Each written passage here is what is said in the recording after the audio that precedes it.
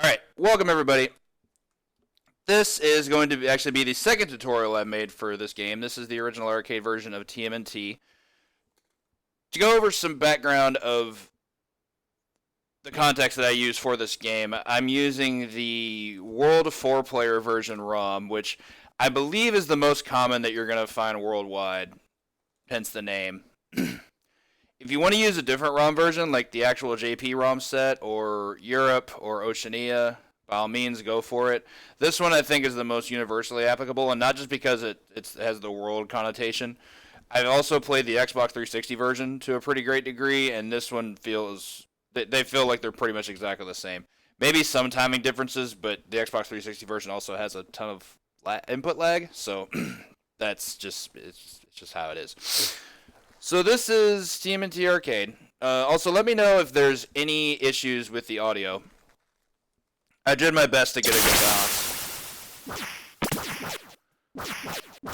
My previous tutorial for this was for any percent, which is, to this day, still a credit feed category. Maybe that'll change one day, maybe it won't. But today I'm going to be going over the strats that I use to be able to obtain a 1cc in this game, which I've had quite a few to my record in this game in particular. Now, the strats I'm going to show for today are also fairly context specific. For one thing, I'm only going to be showing strats for Donatello. He is the most optimal character in the game to use.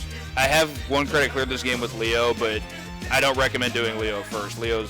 If you're trying to go for the first time, Donatello is definitely the first character to learn because, quite frankly, he just has the easiest time of it. He certainly has the easiest end game. Foot soldier fights, I can kind of give or take here and there, but especially for the Shredder and Krang fight, Don just has a much easier time with those two, and they're two of the hardest fights in the game. Also, as you can see, I have cursor capture on in case I need to point to something. I'm going to move that out of the way now. But I do have that there for a reason.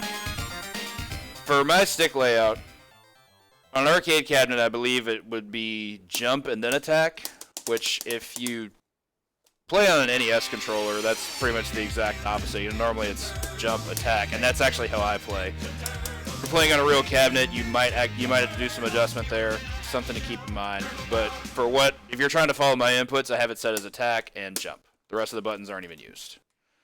My hand motions as well. I'm trying to think if there's anything else I need to discuss. And as far as the run itself goes, as mentioned, feel free to run this on any particular ROM that you want. I just can't guarantee that strats are going to carry over between them. So just do that. Just go for that at your own risk.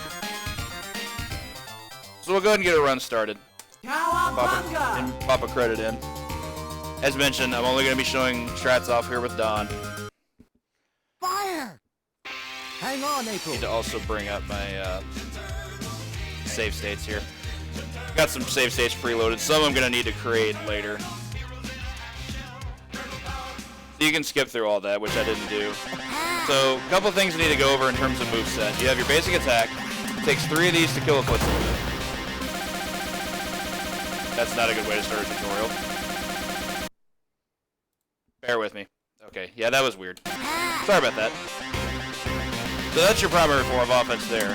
You also have the jump slash, which you're going to be seeing a lot of in this run. It's very risky because it has a lot of recovery lag. The full amount of frames between startup to back to neutral, like Donatello is now, is I think I have a Madix had it come out at 41 frames, so we'll say roughly 40 frames or about 2/3 of a second. So that's a pretty big downside. The upside is that the damage on it is amazing. It's your primary attack against foot soldiers. It's your best source of offense against quite a few of the bosses in this game, which we'll get into later. I don't think there's anything I can show here, but there is something I'm going to show on the next enemy. This is the throw. Throw is really, really good. Show it off again. Throw is something I recommend taking a lot of advantage of. It's really fast, first and foremost. It's as fast as your normal, and it automatically kills an enemy that it launches. It only works on foot soldiers. It doesn't actually work on Mousers or Roadkill Rodneys or anything like that. It does have some downsides though. It has no invincibility, much like anything else in this game. It's really hard to find iframes in this game if they even exist at all. I think they only exist when you respawn from a death. So the reason that's risky is if you grab an enemy to throw him, another enemy can attack you while he's airborne and hit you.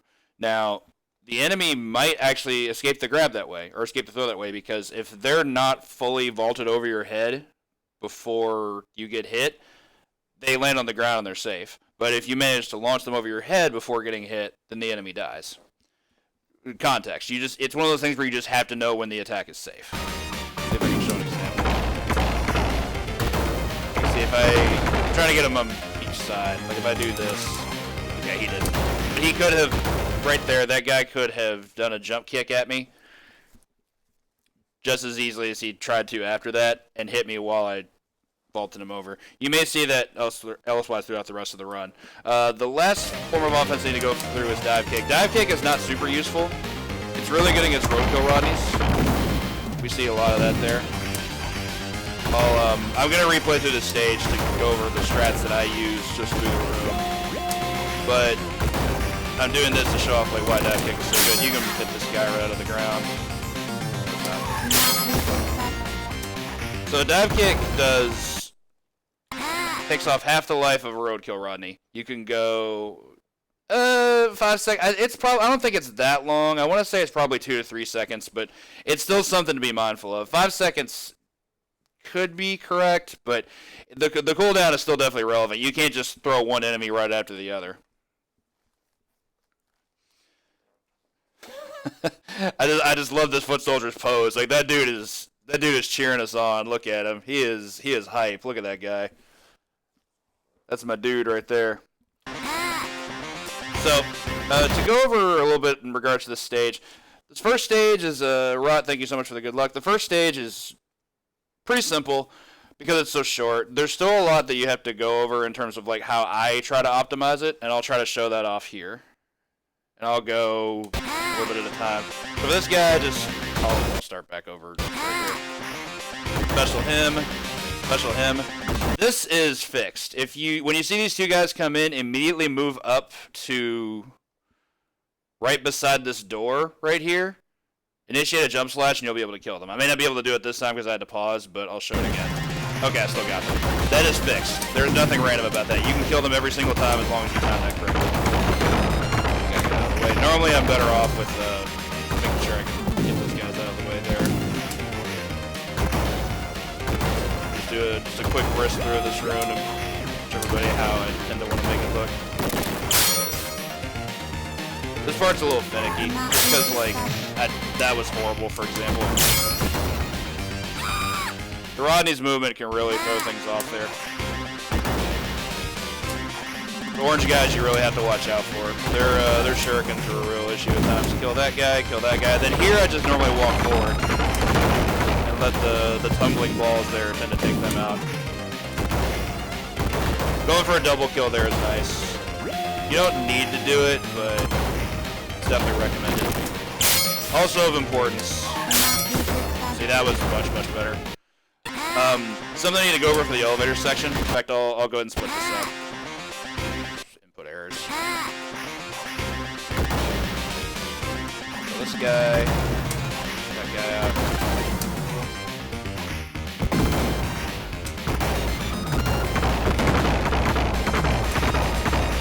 Sometimes I don't mind doing that if I can get good grouping out of it.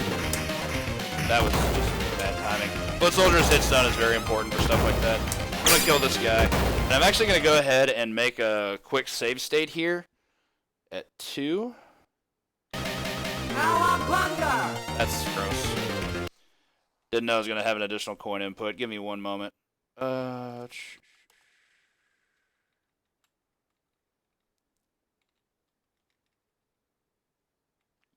we're going to kill all of these.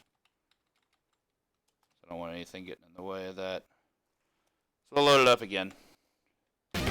Okay, so this is a time save strat for the elevator. So watch what I do here. You want to go past the rightmost elevator and then move left to kill them. That spawns the Rodney in an optimal capacity. Like, he wouldn't spawn that quickly if I didn't move all the way to the right like that. I'll show you.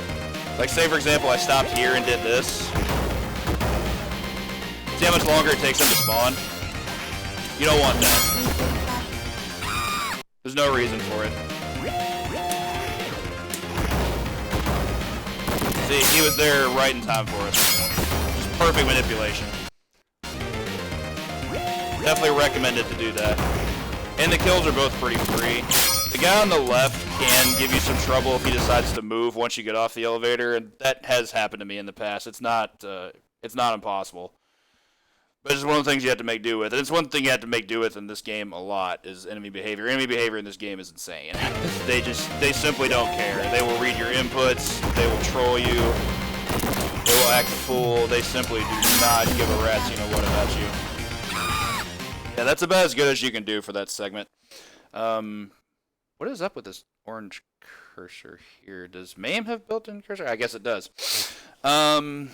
Let's think. I think that's about all there is to go over there. The only other thing I can think of is the staircase is a bit finicky because I tend to get trolled by enemies the most there. Kill this guy.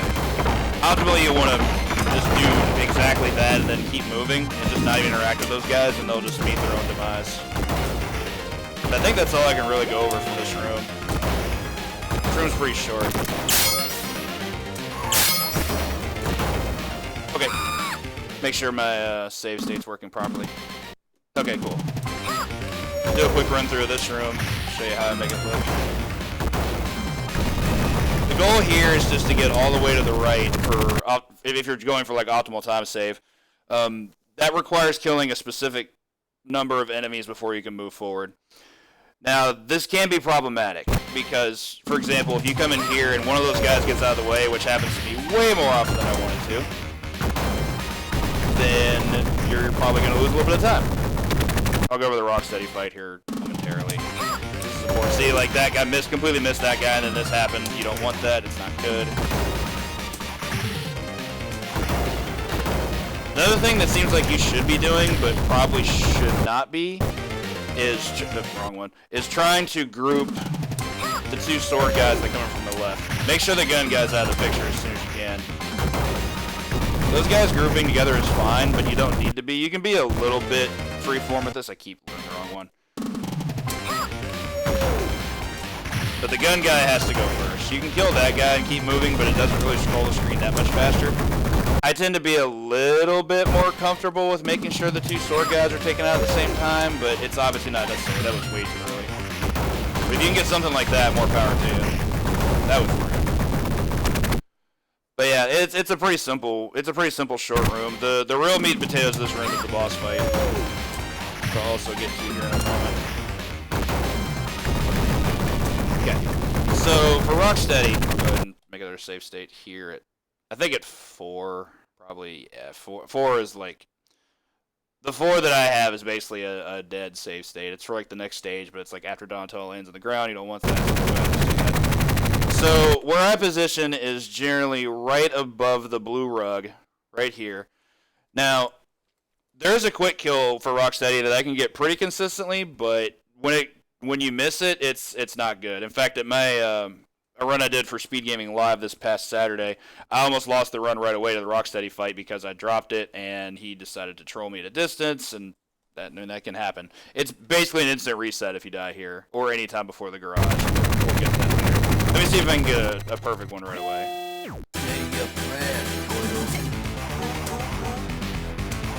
Oops. A little bit too high there. Too low. And hip proximity is really important, as you can see. So what I used to do is I used to just kind of come at him straight on the whole time and hope for the best. And it turns out that's actually really unsafe. See what I mean? So the gun is the ultimate X factor. It's a real issue. He has a kick as well, but I really don't care about the kick. You can dodge the kick. You can outrange that. The gun, however, these bullets will hit you, I think, as early as the first frame of ignition. Like, it's not good. You don't want it. It's probably going to get you killed. Don't let it happen. So what I do instead, I'll go ahead and reload it. Watch my movement during this fight, and if I get it correctly, then Great. That means I'm going to show an example again. So hit him as soon as he comes out. Move up. Yeah, so that time I didn't move up or down. We'll try again. As mentioned, when you knocks you to the left side, you don't want that.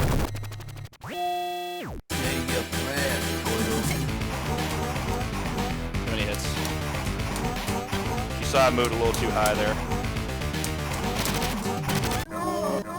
You saw I went in, I went straight, then up, then down, then up. Now, that's not always going to be the case. You want to. What I recommend is making sure that you're watching his movement. Where he lands after you knock him down is actually really important, because making sure you can line up your next hit with him in a position where he can't line up his shot with you is a really big deal. Like, you definitely want that to happen. It's not easy. I'm not going to sit here and act like that's, you know, it took me no time at all. It's something I still adjust to every time I play this game. It's just something you have to be observant of, and it's what makes it one of the most difficult fights in the game, which, you know, I don't know why you'd have one of the hardest fights in the game on the first stage, but it's, you know, that's just how it be. We'll try again. There may be a situation where I have to go down, then up, then down, or down, then up, then up, or up, then up, then up, you know? Just make sure you have good timing, and you should be fine.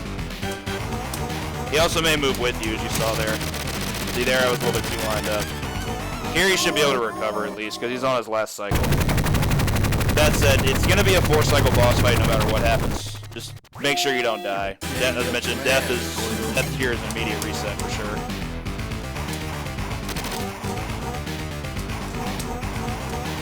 Those are just dropped inputs. That's bad execution. I was trying to go hit special, and it was just dropping it. That happens to me a lot as well.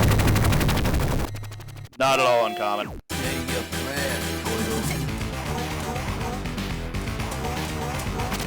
See? Like, I'm just dropping inputs left and right.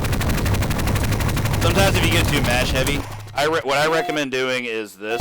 Go hit, slight delay, special.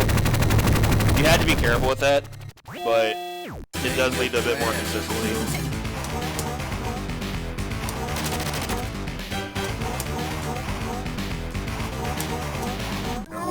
That was perfect. I was able to lock him in perfect position. We'll go ahead and do one more. Again, a lot of it just comes down to where exactly he lands. For the strats that I use.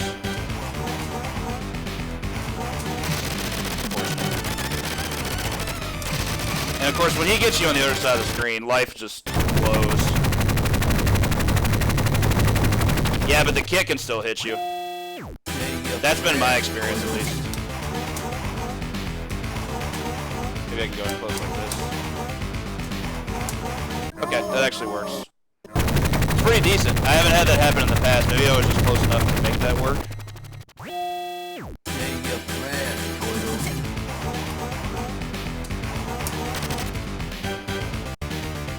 I'll use that as an example of how that cannot be the case. Sometimes the bullet just hits you. I can't speak for what other people are doing, but that's not the first time that's happened to me.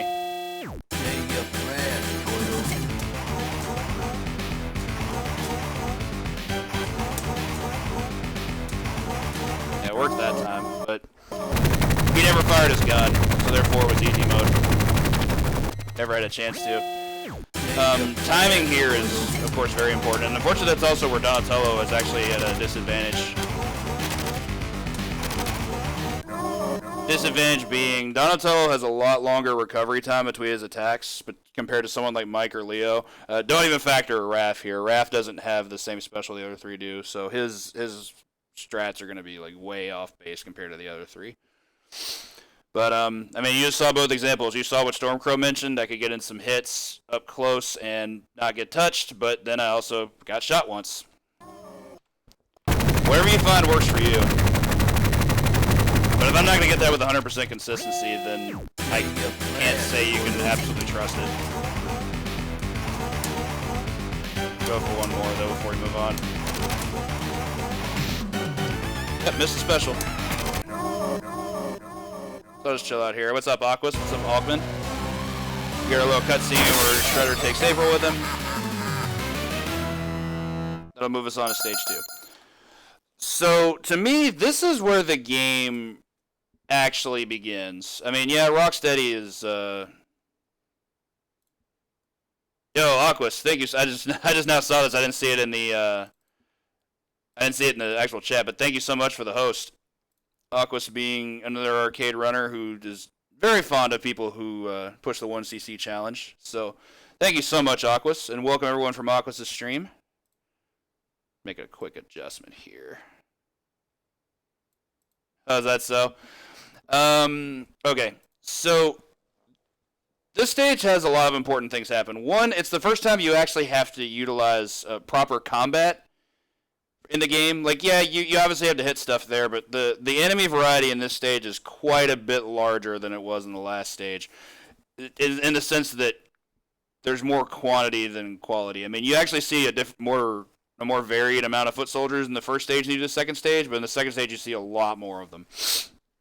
The other important thing is where we're going to be doing Josie Skip, which is the one major skip that exists in this game. It's really, really easy to do. There's a lot of different variants that you can do to it. I thought there was only one, but 40 Watt actually showed me some cool stuff on that you can utilize. I personally still stick with the one I started with because I think it lands me in the best possible position to complete the boss fight, which is easier than most bosses in the game, but with a proper Josie Skip, you condense the amount of space that you have, and that can actually make it a lot more difficult. So let's go ahead and get started.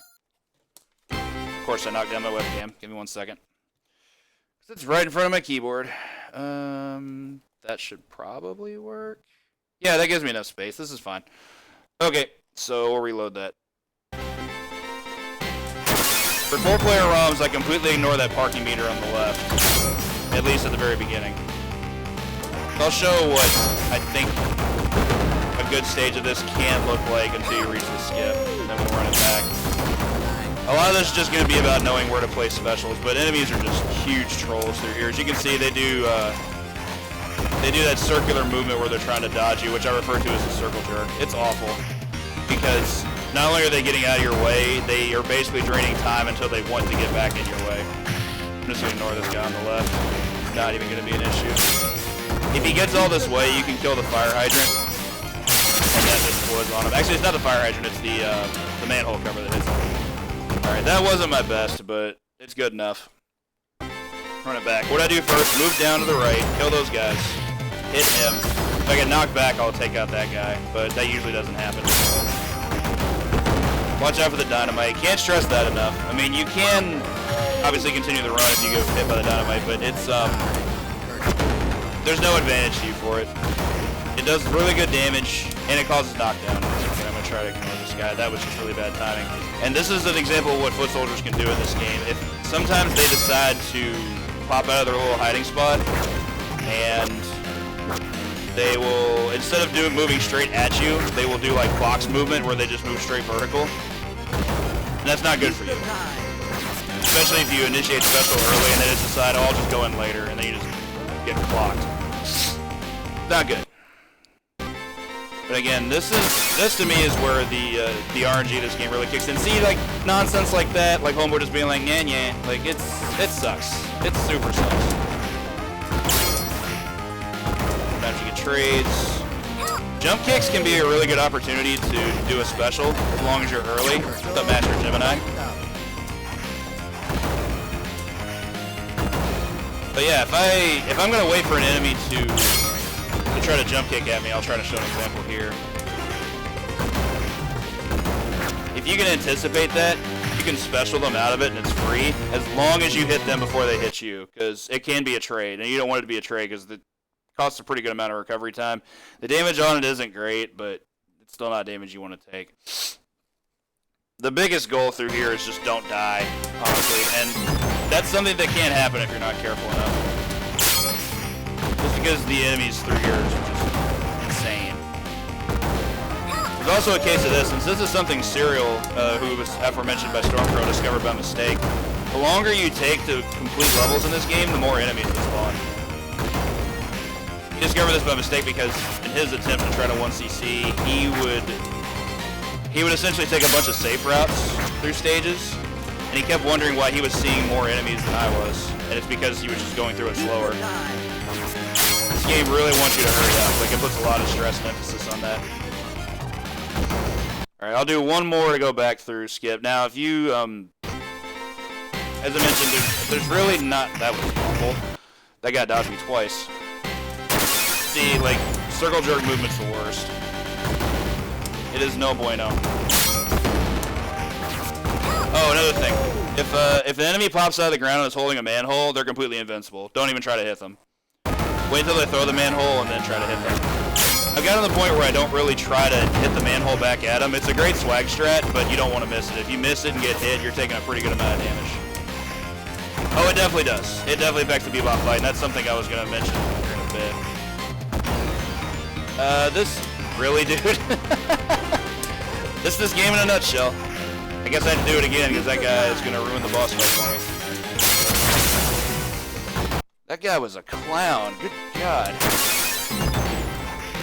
That's good enough. It's like one of the few times you get to actually use iframes to your benefit in this game. You can do that for swag too. Let the guy pop in and kill a guy to the left with a manhole cover. Pretty great. As for the guys with boomerangs, I try not to let them bother me too much. I don't recommend getting hit by them unless you're trying to do a damage boost, which can be a thing in this game. Like right there. If that had popped me to the right, that would definitely be a legit damage boost. That would be on me.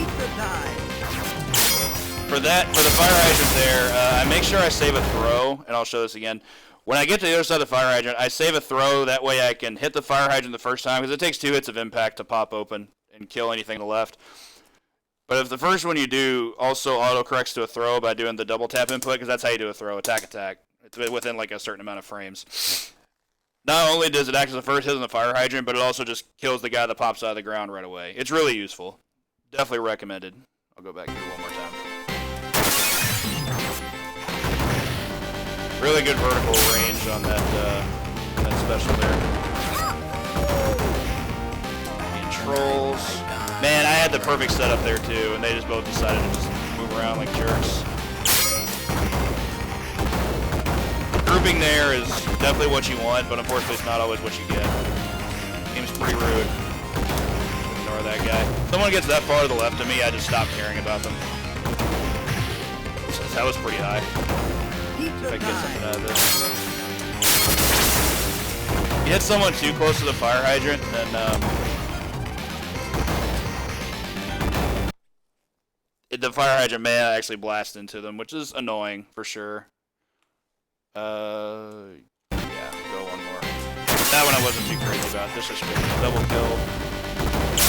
The wall splats and the parking meter are really funny, but they're clearly not necessary. That was way too early. I knew I was getting hit there, but that's okay. Let that guy line up. Alright, this is a little more. There we go. Good grouping there. Lots of movement manipulation. Trying to get out of the way of that. I don't know if I can despawn both these guys. Well, not now. Alright, so here's what I do this. Throw, blast. I only got one, but still fine. Here, you can get the pizza if you need it for safety. In fact, I recommend being at full health going into Josie Skip. Since I'm not at full health, I'm going to go ahead and grab it.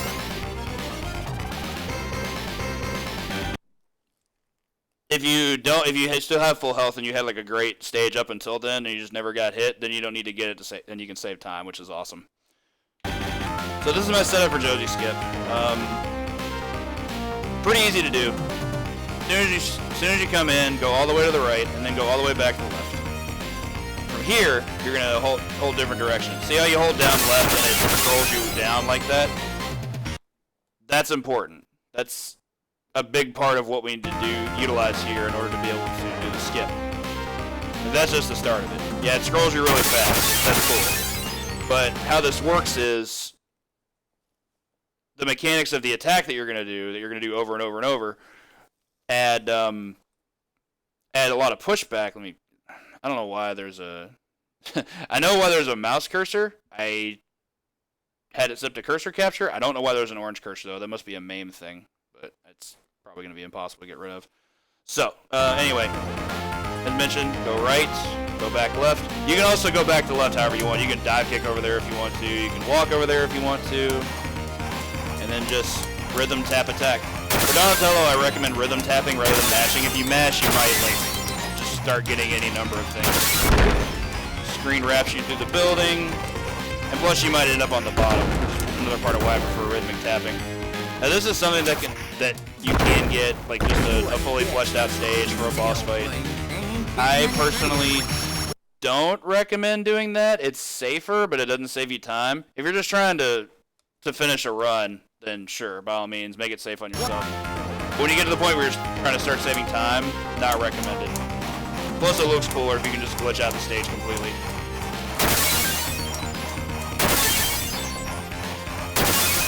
Yeah, I'm just doing rhythmic mashing here, or rhythmic tapping. Sometimes you can catch the guy off the wall with throw, which is really, really good.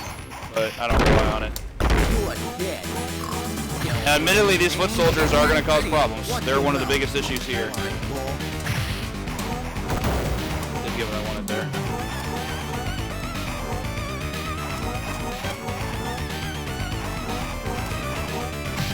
I don't know why that third hit didn't hit. And we get a glitched out manhole. Just for funsies. Okay, so I'm going to try and do that again as quickly as possible. I don't quite know how far along in this stage we were in terms of the save state, but this is where I'm going to discuss what Stormcrow mentioned about the amount of time it takes you to get through the stage, because it actually is important. It has a rather large effect on the boss fight. Similar to how you see more enemies the longer you take. The theory right now is that Bebop is a lot more difficult to beat if you the longer you take to get through the stage, which is another part of why the first half of the stage is so important. So let's go through the spin again. Just go as fast as I can. Now granted, cutting off that large portion of the stage does make the foot soldiers that spawn there a big factor. They can be dealt with, but it does require observation and, you know, general paying attention. Adaptation. That was just input lag. That happens a lot on this fight, which is unfortunate. Yeah, we had the slow kill at this point. I'll probably need to do a save load where I start from the beginning of the stage and just try to go as quickly as possible. So if you noticed, it took me 3 hits and then a special to knock him down. If you go through fast enough, you should be able to do it, to have a fight where you can only get 2 hits and then knock down. So it shortens every cycle. It takes, I think it's 5 cycles to put him down for the count. The reason that it can be more difficult is because the fight can take longer. So if you take too long to get there and you go hit, special, and it doesn't knock him down, you're probably going to hit with an uppercut, and that sucks, because then you get wall splat, and then he gets free setups, and it's not good. So what I'm gonna do is start over at the beginning of the stage, just try to get through here quickly. See what we get. Also, I think I just despawned that guy. Yes, I did. That's one thing back attacks, which are normally worthless, are actually good for in this game. Back attacks set up, or have this really unfortunate downside that it can cause on, what am I thinking of? On cycles on enemies, even foot soldiers. But the fact that I managed to get a despawn out of it there is great. I'm actually not going to get the pizza here, because I need speed here more than anything.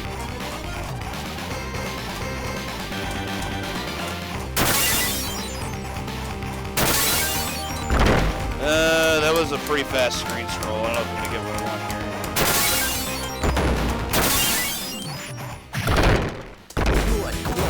That's not good. Okay, cool, I got it. See how he only takes 2 hits to put down now? So I guess I got here in an ample amount of time. Very, very quick fight, as you see there. That's how you want that to go. But unfortunately, it's one of those cases where it's not always going to happen, because sometimes the game just decides to waste your time. And this is one of the first stages where you're going to see a very large example of that.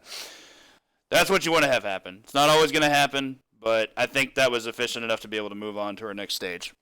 So let's go ahead and move on to the sewer. So we pop into the sewer, immediately kill this guy, come down here, immediately kill 2 or 3 guys. You might see 3, might see 2. Again, depends on timing. And then what you do after that is you line up what's called Magic Pixel. This is not the fastest possible strat, but being that we're trying to do a 1cc here, it is the, oh actually I can't use this. This is already taken a death. Okay, give me 1 second, I'm going to run back through this. I'm just going to do a quick Bebop fight, which I already had saved. You are dead. Wait, I have 0 here too? What is going on here? Alright, those must have been for when I used to do 80% safe state practice, so nuts to that. Those safe states are dead to me. I'll just overwrite them. One last run through this stage isn't going to hurt anyway. A lot to go over here.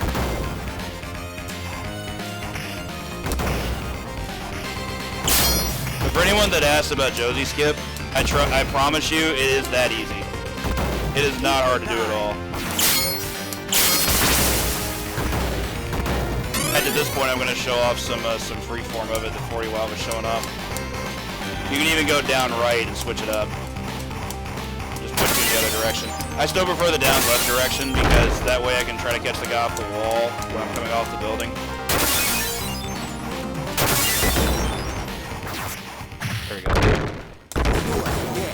You can line up the foot soldier with Bebop, all the better. Okay, cool, I got the password. That's good.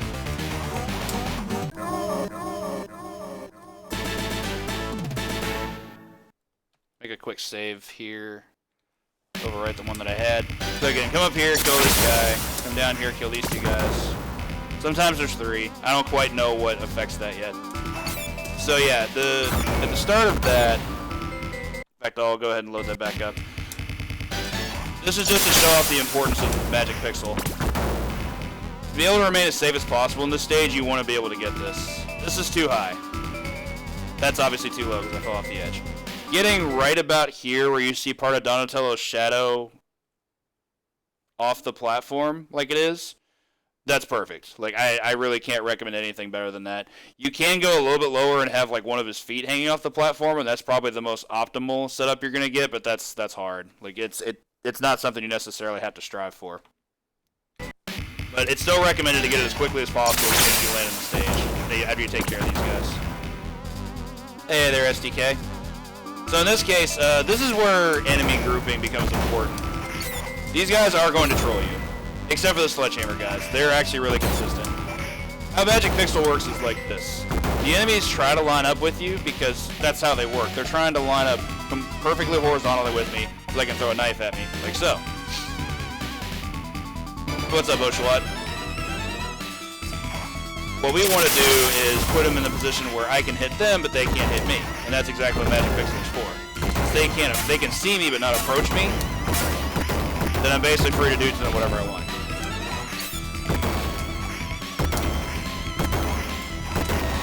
That's not good. So the master holes present another challenge. So I'll go over here in just a moment. In fact, I'll probably make my own save state for that. So go back here. What I used to do on the mouse or holes to be able to retain Magic Pixel, back when I first started 1cc attempts at this game like well over a year ago, was I would just remain completely safe and just stay on Magic Pixel. This is something that you have the capability of doing. You can do this if that's what floats your boat or makes you feel safe or whatever. By all means, go ahead and do it. The mousers are still going to approach you and you're still going to be able to kill them with that initiative.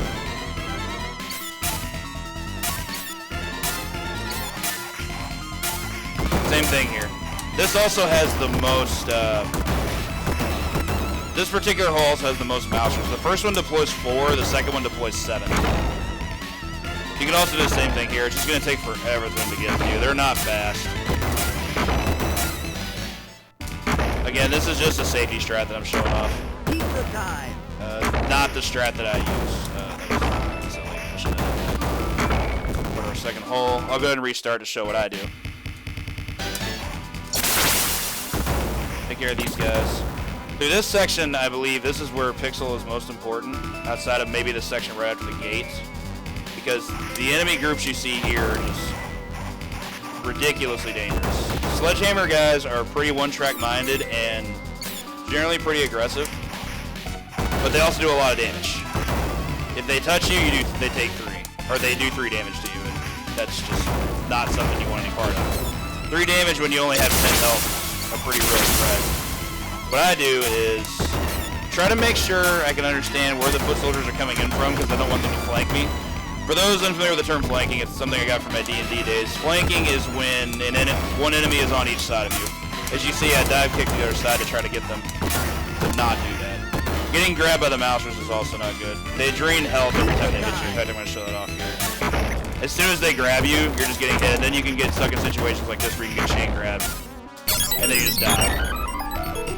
As you mash out of that, you actually take damage, which is also really messed up. Like, I don't understand why that's a thing, because essentially what happened there when you saw me take that death was I actually killed myself. I got down to 1 health, pressed the button to try to mash out, and I was immediately dead. Pretty messed up little mechanic there. Not recommended. The more you can avoid mouser bites, the better. You're generally okay if you're at something closer to full health, but as you start getting down to like the 4 to 3 health range, they become a real issue, and I don't recommend trying to challenge them too much. Their grab has a really funky hitbox and really good range.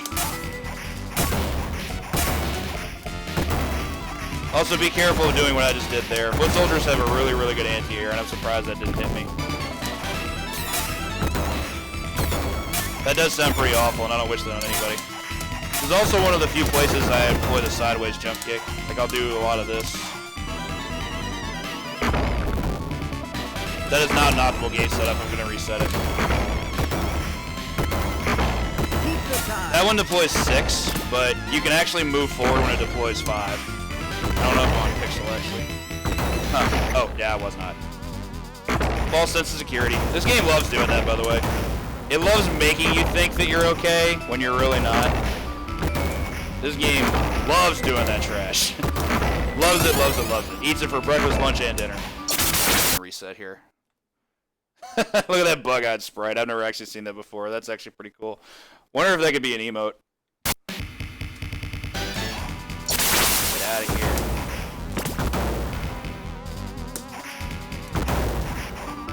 So again, these strats I'm showing here are not the safest, but they're definitely going to get you the most speed. I do think this is one of the better stages that can be played for not necessarily optimal for speed, because I don't think you can really throw that many more enemies at you. Like, the mouser spawns are all fixed, like you get the same number every time. That was unfortunate. Got grabbed there, but I immediately shook out. Okay, so what I recommend here is immediately spawn the gate along with the mousers. Kill 5. There'll be 6 to pop out. Immediately get magic pixel again. This is the hard part. Getting pixel right after you do that is not easy. But I was able to do it, get to it in practice. This part's also a little tricky just because knife guys are worse, especially when they're flanking you. You know what I mean? Luckily I have a safety pizza, but man, this guy's being a jerk. Go do that. I'm gonna go ahead and create one more save state for the gate, because that part has gotten me killed a number of times, so I recommend making sure you know what to do. Got that. Throw is advantageous here for either of the white soldiers, whether it be sword or knife, because they're the ones that troll you the most. The sledgehammer guys don't really troll. You can pretty much kill them with special completely free. Did that for grouping purposes, and it works. Okay, so take out this wave. Sideways jump kick, sideways jump kick. This move is normally really bad, but for this particular mouser hole, I really like using it. Okay, so new save state time. What's the ladder I haven't used? QWERTY, do I have an eye? I do have an eye. Did I use it yet? No, it must not have been that good, so I'll save over that. Okay. So again, walk forward, spawn the gate, spawn the mouser hole. Go up, kill 5 of them. If you need time to be able to set up pixel, by all means do it. See, I'd mess it up there. They can also knock you out of pixel, which is really stupid, or out being closer to pixel. Like there, I was pretty close to it, but when he hit me, it actually moved me a few pixels up. Which is nonsense. Game being game, that's fine. Mousers from here anyway. As I mentioned before, if you need more time to set up pixel, just take it. It's that important. You are going to need it for post-gate. So like if you need to take time to just do this, do it. Because the missiles that come from the bottom are going to be a real problem if you try to get under and miss pixel and fall off. Then you just create yourself a bad situation. You can utilize this for good grouping. That was reasonable enough. I'll try to do one more that's a bit faster. Like try to get pixels as soon as you get down to where the gate is. Again, not easy. It's just one of those things that comes with practice. That's not it. That's it. Okay. So you have to kill all but 3 foot soldiers in this last mouse before you can move there. I got off pixel on purpose. I paid for it. Gross. Okay, so again, not my best, but I think I've shown all the different ways that you can actually do that. So let me go ahead and add the pizza. This last little segment is not that difficult, but there's slow ways to do it and there's fast ways to do it. Always come in and kill a sledgehammer guy first. He can't be a threat to you if you have good timing. These guys you can kill as they spawn. You can also just do all this from pixel if that's what you really want to do. Just stay on, get the pizza, get back on pixel, and then just play safe the rest of the time. It still works. And if you're not going for speed, then it's perfectly fine to do. So that's the fast strat. Show off the slow one here. Back on pixel here. One thing to know about missiles, if you accidentally start spawning missiles, they can hit you on pixel. It's pretty much the only thing that can. Got distracted. Well, I'm so glad I don't do it anymore. But it's safe. These knife guys, when they start getting to the wall, it's going to be a real issue. Once you've killed one mouser and all the foot soldiers are gone, you can scroll to the end and spawn the rest. Again, this is just completely for safe strats. A lot slower, but you can work with it. We'll get to the Baxter fight in a moment, but there's not much to discuss for Baxter. He's the easiest boss fight in the game. By a lot. That was a miss, for sure. Once I get to the mouse ball, I just set up camp here. Foot soldiers might try to flank you, but it's a risk I'm willing to take. Huh, that guy started to try to flank me, and then he changed his mind. That's weird. Only got 2 enemies there. So let me go ahead and create another save state here. I have one for the Baxter fight, but I can't remember how many lives I have at that point, so I'll just make a new one. That was unfortunate. Oh yeah, I only have that many lives, so let's get that back. That was supposed to be a save. I guess I goofed it. It was an input error. Not the worst thing. Nice triple kill. That was just me seeing an optimal setup and opportunity and going for it. Oh, it has to be left shift, doesn't it? I'm gonna see if I can line this up from here. I may not be able to. Okay, so the Baxter fight's really easy. Get on pixel. That was actually not great. I'm a little bit further to the left than I would like to be. This still works, but I still don't want to do it this way. It's a little bit harder. Yeah, I'm actually gonna reload. But back from this one. I'm gonna try and do a quick save state as soon as I can take care of these knife soldiers that come from the left. Jeez, really? Nice. This still may not be enough time, especially because I keep messing up the input. Yeah, I'm just gonna. Again. I keep forgetting save is left shift. You can't do it with right shift. Okay. I've got being a jerk. See the reason why. Not really unhappy about having this much life left either. You can take damage here and it's generally pretty fine. The next stage we're going to be taking our death anyway, so. Okay, so I'm going to try and go as fast as I can here. Okay, so. Try again. Just miss pixel. So right here, line up on pixel. Use the ladder as your visual cue. Get as far to the right as you can without actually overstepping the ladder. Set up shop there. Do 8 specials as he comes in. You can do, once you've had enough practice, you can do it with rhythm.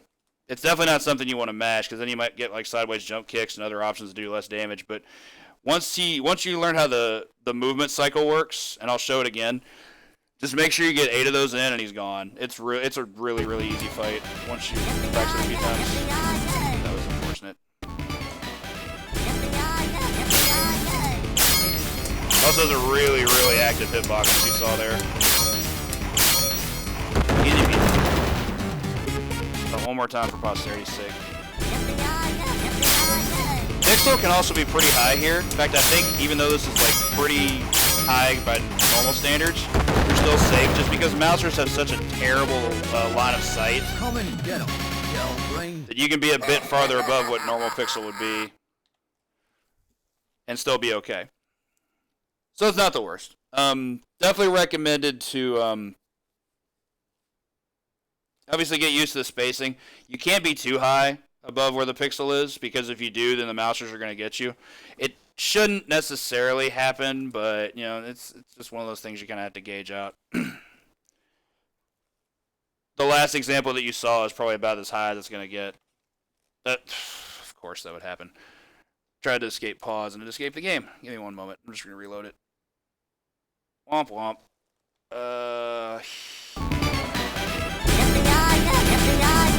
Of course, the volume's a lot louder now since I rebooted it. I'm actually gonna reload from the spot right before this, just so I can have a smoother transition, and then we'll move on to the garage. Quite a bit to cover there. This guy. I didn't know it was gonna be a straggler. Not the worst or anything, just annoying.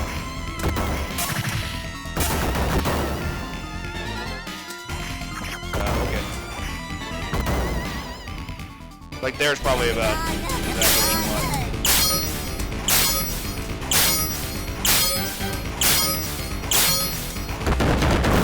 Enough. Come and get him, yell brain. Still love that laugh. Laugh's iconic. This one.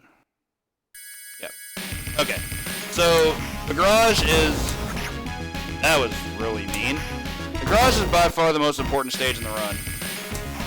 Getting a double kill there is pretty consistent. I recommend highly trying to get the cone there to be able to kill those guys, because spear soldiers are a real problem. Won't showcase very much there. How did you avoid that? That was actually a bad setup. Let me try that again.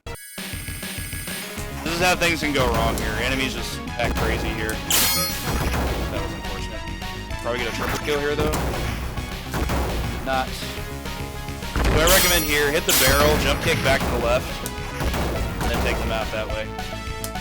Obviously we could do better than what I did there, but taking damage doesn't really matter. The only thing that does matter is you don't want to die. My cue for making sure I take the death that we're going to take is to make sure the car peels out, so that means you can take the death of the car, and it's fine. The latest I'm willing to take the death is on the barrel, which is right after this section. I'll show where it is. That guy. This barrel does 5 damage. So if you haven't already died by then, make sure that kills you. So before I get into the importance of the death, I'm going to explain a little bit about rank. I'm going to show an example in this stage. So the rank system works like this. It's an internal difficulty setting that adjusts itself based on how well the player is doing. The better you're doing, the more hard the game becomes because they want your money. And this is where 1cc strats start getting really out of control, because from beyond this point, we're playing the game on 1 life. We have 10 health at any given point in the game. We have to make sure we conserve properly, that we make sure we're utilizing combat properly, etc., etc. So let's load this back up while I go over that. It was this one. 5 frames at least. Getting 1 kill there is fine. It's not my favorite thing, but spear guys are just awful. Especially when they'll read your input and they like throw the spear at you in response to actually trying to attack.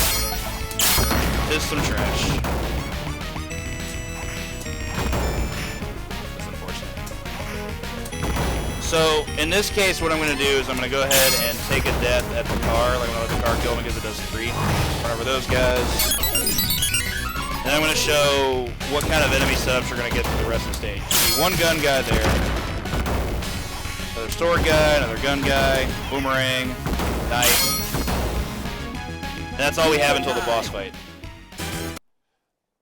The reason I'm showing that off is because that's just a perfect example of how rank works. We saw one given enemy in a given section because we took a death. So the game adjusted itself internally to say, oh, well, now they're doing really crappy, which isn't true, but we're making the game think that we are. To show what happens if we don't take a death up to that point. Unfortunate. Wow, video game, you were on something today. On life, I guess. This is an optimal play. I'm just trying to show what happens if we get to that point we haven't taken a death. Unfortunate. Okay. I'm gonna let them get run over and not get hit myself. Rude. We're probably not gonna survive this, but as you saw before, we only had one enemy in a given section. If we haven't taken a death, we get all this thrown at us. 3 enemies for every one. Super gross. Like, they are ready to just tear your head off if you let them. The question I have is, why make it to where that many enemies are going to try to kill you? Just make sure you're dealing with less of them. There's no point not to. That's why we take the death redo. The other example I'm going to show of the death is to do it at the barrel, which I hope I'm able to get. These enemies are being kind of rude today. Whoop. Rude. That's on me, though. I tried to dodge and it didn't work. I can maintain this health total until the barrel. We're good. I'm going to let this guy come back over here.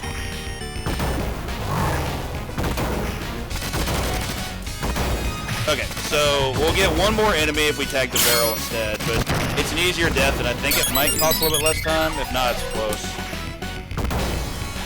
There's just one of those things. You still have to be on your toes. That was pretty good. One more time just to show how the stage should look if played well, which means I, first of all, had to play well, so let's hope for the best there. What are you doing? Rude.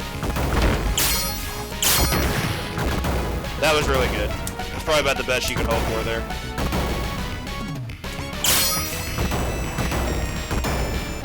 Taking a hit here. So I need to take another hit. Doing this so the barrel will kill me. Wouldn't kill me if I only had 6 health. Obviously that wasn't optimal for time, but whatever. We died when we needed to. Alright, so this fight is trying to do this fight optimally is really hard. Trying to do it suboptimally is even harder. That's really about as easy as I can break it down. If you don't get the fastest possible kill in this fight, it suddenly becomes insanely difficult, which is really unfortunate because it's really, really hard to do because not only is it execution based, it also has quite a bit of RNG to it. Because you're trying to get good behavior out of these two, and that's just not a thing the game is willing to give you most of the time. Let me go ahead and make a quick save, and I have one for this, but again, I don't remember how many deaths have been up to that point, so I'm just going to make a new one. So, at the start, I get the pizza, and I'll explain why here in a moment. See if I can set this up properly.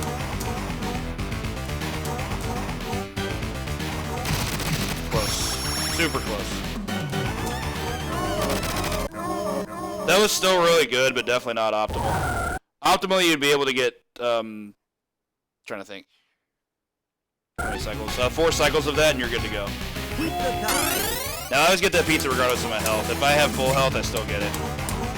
It's risky, but there's still a reason for it. That was perfect. That's exactly what you want to go for. Similar to the Rocksteady fight, you have to base it more on that than anything. Because it's similar to how the Rocksteady solo fight goes. It's a 4-cycle fight.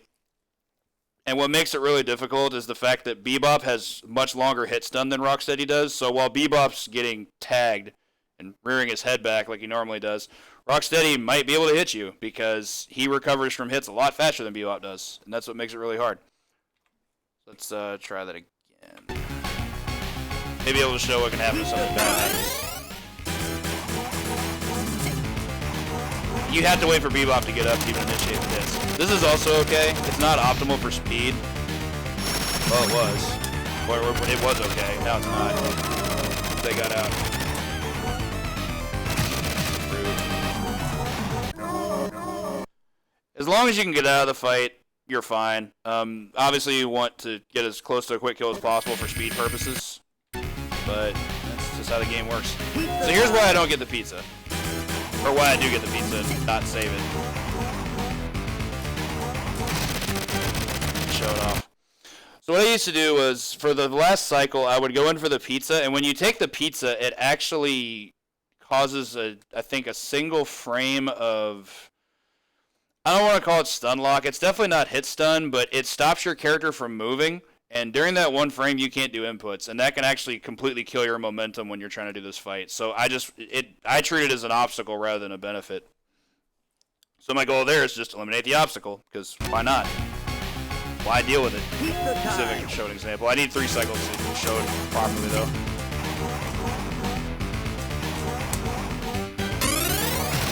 See, that's one example of it.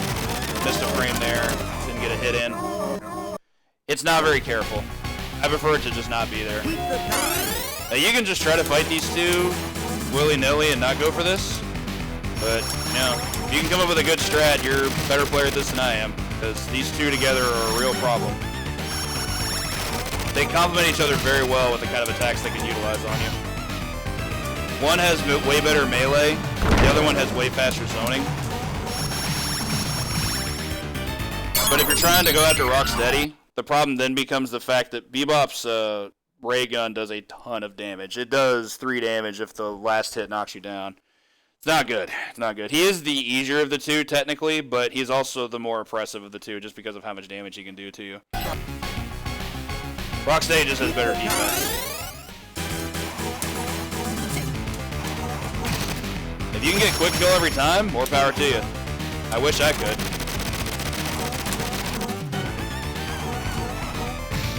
So that was unfortunate. That's a thing they do too, and I didn't get over that.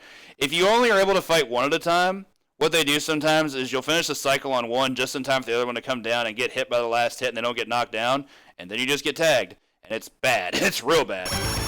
Do not recommend. That was cute. Probably don't expect that to ever happen. As far as adaptation goes, if they get out of your quick kill, world's kind of your oyster at that point.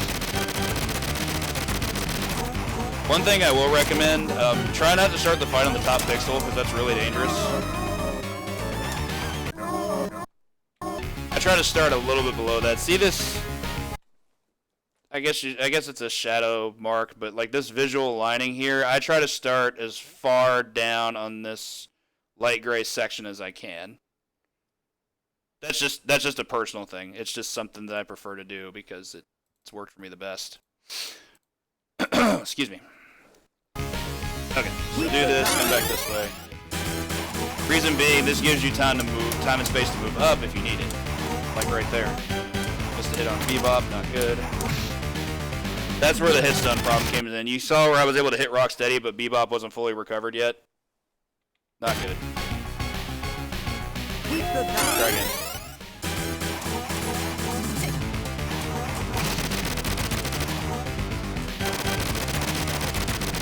Oh, there's another thing. I forgot to discuss that in the Bebop solo fight. That shoulder charge is the worst freaking thing about this character. I hate it all the time.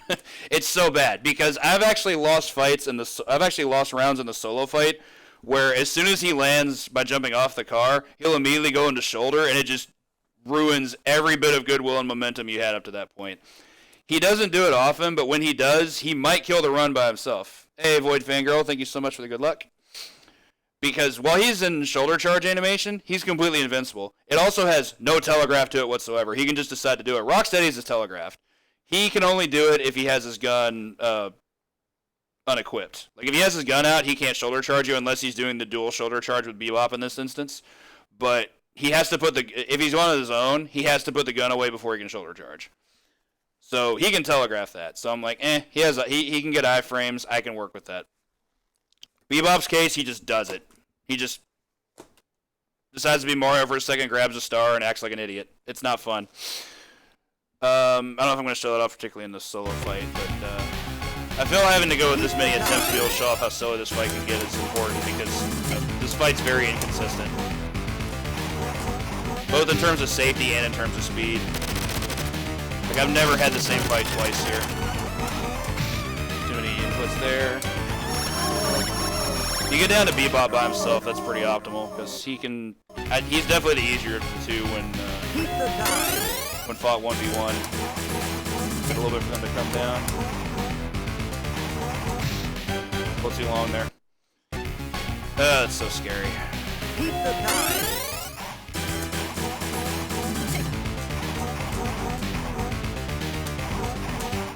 Lost to turn into a win there. Alright, that was really good. I'm actually going to go ahead and move on from there, but I'll answer any questions I can have there, if anybody has them there, because that fight's just nuts, and unless you can nail that quick kill every time, it's just going to come down to experience as to how well you're going to do. Give me 1 second to get hydrated a little bit before we move on, because this stage is also pretty important. It's not the longest stage in the game, but it's definitely the biggest, in the sense that you have a lot of room to move around, which unfortunately also means that so do they. So I'm going to go ahead and make a save somewhere. I think all my numbers are covered. Yeah, so I got to move on to something different. Don't want to use P. P is really bad to make save states with because that's also the pause button, at least by default. Is that saved to anything? No, I'll just go ahead and do it here. Okay. So, for this stage, it's really just about grouping, at least in terms of the way I play it. Kill those first 6 enemies, let the car roll in, drop on top, then run over that guy, just do what you can to eliminate these guys. That part is annoying because the enemies are spaced out far enough apart that they have the capability of causing problems.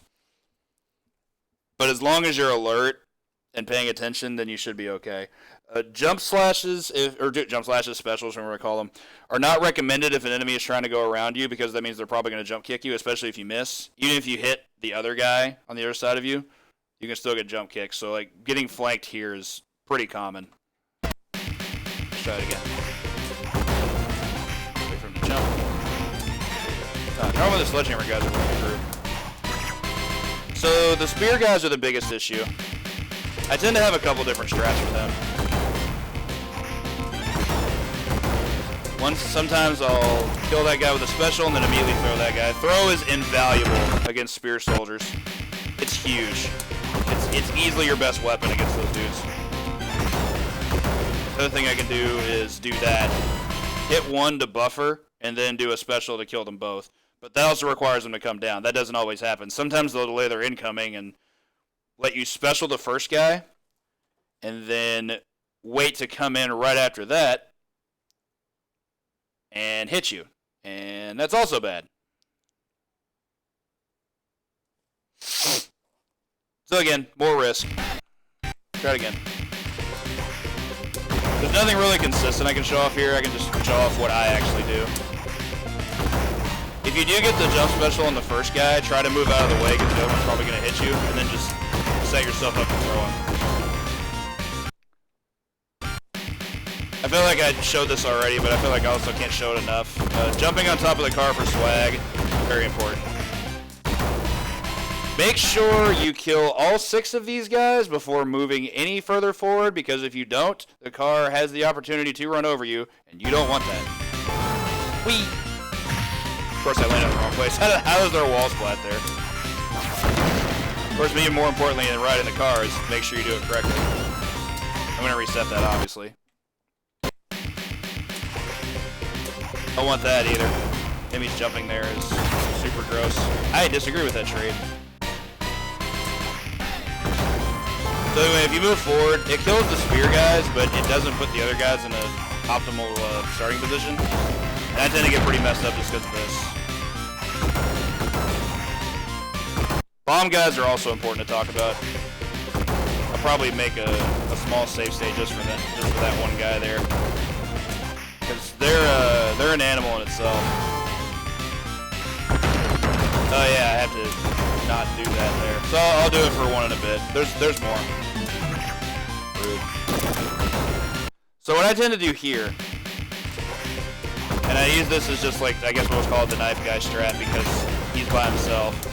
Or at least a little bit. Whee! Ride the whip. Okay, so what I do here, do I have one for S? I do not. I'll make a mistake for this because I feel this segment's important. Move that out of the way. Okay, so this knife guy, I come in on this plane and just hit him. Make sure the guy at the top who's cartwheeling spawns. This is a speed strat, not necessarily a safe strat. Forward kill that guy. So the reason I did all that in exactly that sequence, you saw the guy on the bottom left come in who cartwheeled through. That completely despawns him. If you're able to accelerate the screen at that rate that I was going, it's a free despawn, and there's no reason not to do it. At least not in my opinion. Let's load it again. This is also where I'll be able to talk about bomb guys. There's one right after this. Roadkill Roddies are pretty predictable. Just make sure they line up with you like that and do a dive kick and you're good. Make another quick one of these. Hello. Oh. Of course. Okay. So bomb guys can be an issue. I did that on purpose to show why you don't want to do that. Bombs do a lot of damage. They can hit you in one of, I think, 3 different ways. They can hit you on the ground when thrown, which don't do that much damage. I think it does 1, and then the bomb goes through you, which means you have to worry about the blast at that point. It can hit you while airborne, which is actually not as much of a threat that it would hit you on the ground. Or the bomb blast itself can hit you, which causes severe knockback and does 3 damage. Avoid that at all costs. If you have to get hit by the bomb, if he's gonna just hit you while airborne, and if it doesn't knock you back into the blast, that's fine. Happens to me a lot more often than I would probably care to admit, but it's not the worst. But getting knocked back and landing in the blast, not good. You can also try to take him out right away by doing a special. Of course, I missed. Somehow that blast missed me. I guess it was just a timing thing. Kill that guy. Now the blast didn't hit you. Important there, if you do that strat, do not walk forward as soon as you land. The blast will hit you. See, like I held right there and just got hit. So just delay your incoming after that. Important. Move past these guys. You saw that guy come in from the cartwheel. He just went away forever. I recommend taking out this Roddy before moving on, because he's just going to be a huge pest. Keep the time. I'll go over exactly what I'm doing here in just a moment. This segment's kind of finicky. I tend to not get the pizza until late. It costs a little bit of time, but I'd rather get through that swath of enemies because this segment is important to talk about. Yep. That's also bad. Do not recommend riding that car. I prefer trying to manipulate the enemies to get run over by it instead, like I was trying to do before. That guy. Too quick. Alas, such as. There we go. Another thing I've had happen to me there, and I'm not going to try and reload it to prove it, and this just proves how messed up the AI in this game is. I've had it to where they'll throw the bomb, I clear the jump over the bomb itself, and then they turn around and immediately grab me as an anti-air, and then you get hit by the car. Not good. The car does way more damage than you want it to.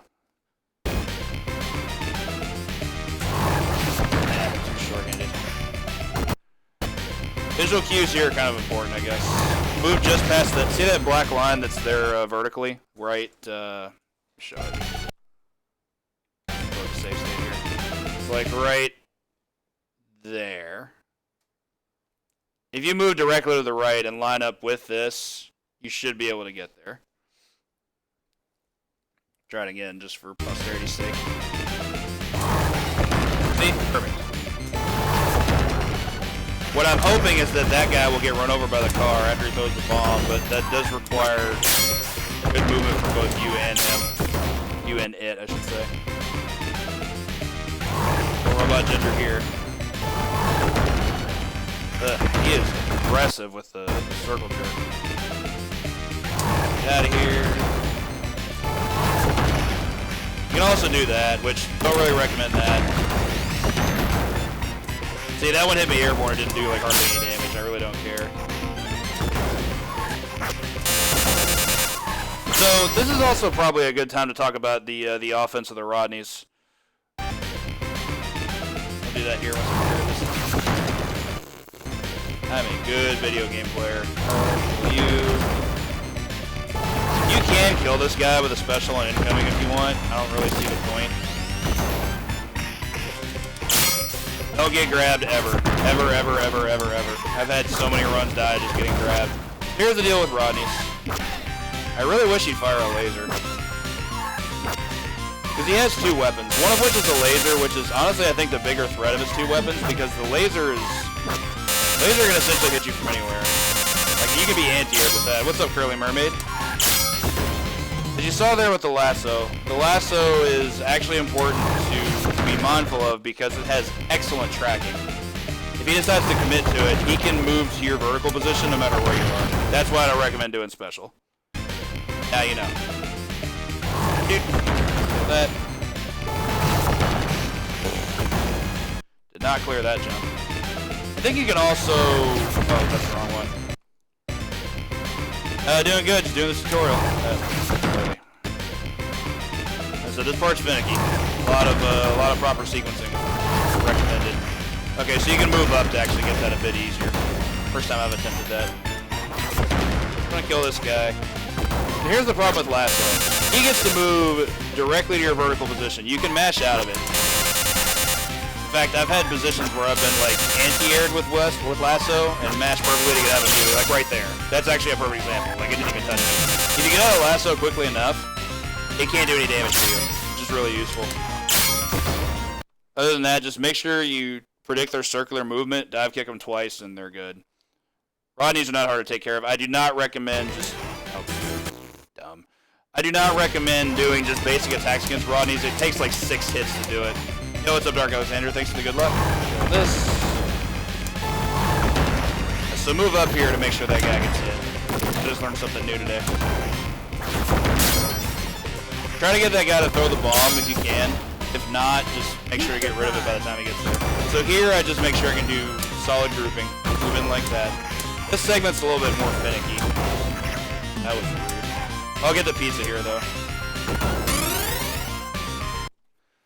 So of importance here, this is something I learned not too long ago. It was like a little over a month ago. Do I have anything to F that's important? I don't think so. So what I used to do was let this car come in, move down, and let it hit as many enemies as it needed to. It only took out 1 there, as you can see, so not that useful. Whereas if I found if I move up, it can take out 4 enemies. Recommended, not enough. That's incredibly strong. See there, I got 2. It's fairly random, but I still get a better rate going up than I do going down. See, like that was just amazing. Why would you not want to do that every single time? Let's see if we can get some more RNG here. Super good. Make one more quick one of these. Okay. So this part kind of sucks. You want to kill these knife guys pretty quickly. This is not good. It's in, like, definitely not optimal. So we'll show what happens if you don't kill them quickly. Try to move forward, and you get some more at the spawn. You can get as many as 2 there. Not great when that happens.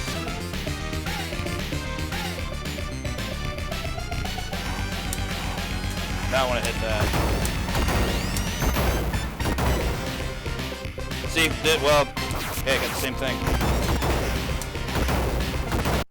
Luckily, if you only get 1, you can still scroll the screen, and you can try to let that guy get hit by the tire. Let's do this. I'm actually going to take a really long time here, just intentionally. Like, I'm just going to delay anything that happens, just to show what can happen if you take too long.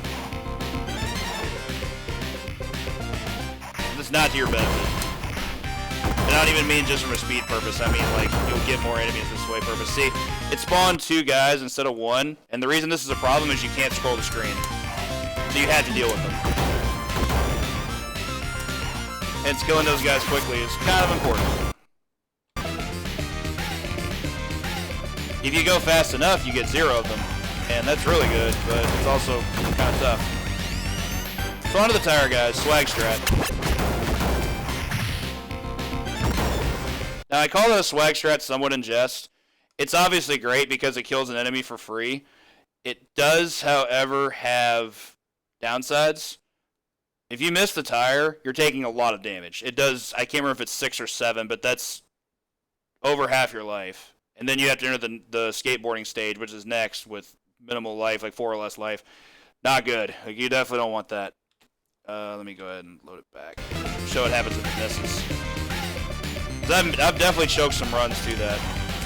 Nothing in a marathon, mind you, but like PB attempts and stuff. It's 7 damage. That does more damage than anything else in the game. It's that tire right there. Don't get hit by it. You have better timing than I do on the tire swing? By all means, go for it. Just do it to it, you know? But you don't want to lose a run to it either. See, like I thought I had it there, and I only took 6, so that's random. Why is this game so weird? Anyway, I think I've shown every possible situation you can put yourself in here, so let's just go ahead and wrap the stage up. Also for swag, you can ride the tire like so. Don't really even care that I got hit by that knife. Riding the tire is just sick. Okay, so skateboarding stage.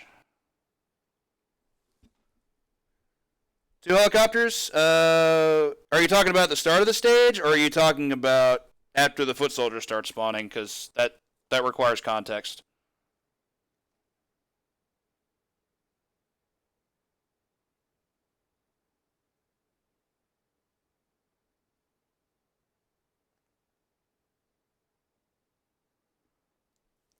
Second part of foot soldiers. Yeah, I've gotten as many as 4 helicopters.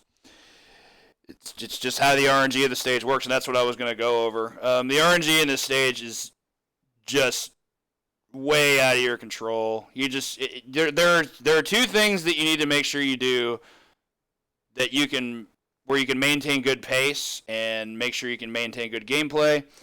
It's just it didn't happen to me until last week when I was doing practice for SGL. I got 4 helicopters in the stage, and I was just like, I don't understand what life is anymore. Like I was like, all right, I feel like this game's been lying to me for the 2 years I've been playing it at high level. So like a shrug, I don't know what to say. But yeah, you can definitely get that many helicopters. If I get 1, I usually get as many as 3. 4 was just the game having a bad day, I guess. Like, missed its favorite show live and had to watch it on TiVo or whatever. So this is the skateboarding stage. There's a very good exploit that you can do right at the start of the stage, which I'm going to show right now. Go right to the top pixel. Now, the number of helicopters you get here at the start, I think depends on your pace. I've gotten as many as 4. By 4, I mean you get 3 right away, and 1 can show up like almost immediately at random. And I try to make sure I can kill that one if it decides to lag behind or whatever. But as long as you're on the top pixel, machine gun fire from helicopters cannot hit you. That is a free exploit. Do it to your heart's content. So what we want now is 4 ground soldiers. Let's see what kind of luck you get. You get 3 pretty much right away. I have gotten 4 right away, but it's rare. Okay, so we got a helicopter. There's 2, just like Stormcrow predicted. Alright, here's our 4th guy.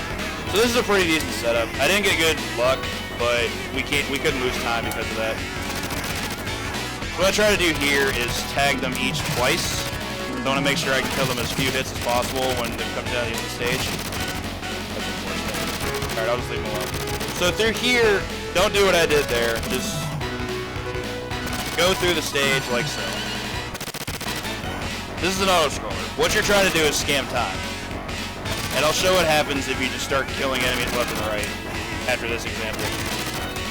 Now listen to the music as well. There's a very specific audio cue you're listening for during the 3rd loop, which is right here. The 2nd loop occurs when you see the bridge in the background. I'll go over that in a bit.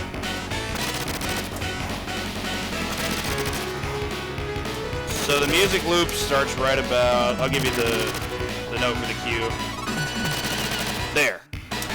Now I'm gonna start killing enemies. And we're done. Simple as that. It's really hard to lose time on this stage. The only way you can really lose like significant time is if the enemies at the end decide to like really troll you. But from that point on, as long as you get rid of all the enemies, you're clear. The stage is just over with. So let's go over some things that can happen that can get really terrible. As if getting 2 helicopters is not terrible enough. As predicted by Stormcrow the Wise. Sorry, Stormcrow 56K the Wise.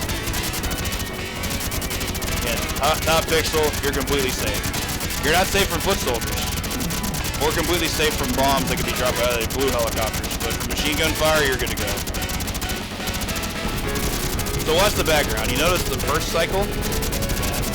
This is also pretty bad RNG. So this is the second cycle. You can see the background change there? Ew, 3 fan guys. See how like we actually have like bridge between here instead of just seeing the New York City skyline? That's important to understand what cycle you're on. This means you're on the second loop of music. 3 fan guys is ugly though. Fan guys and gun guys here are a real problem. The knife guys are the least threatening for sure. They can still hit you, but as long as you're just moving around the stage and just doing this.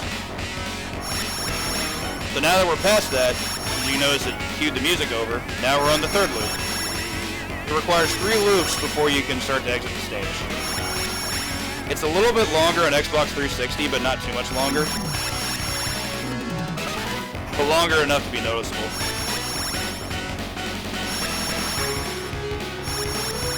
And 3 fan guys.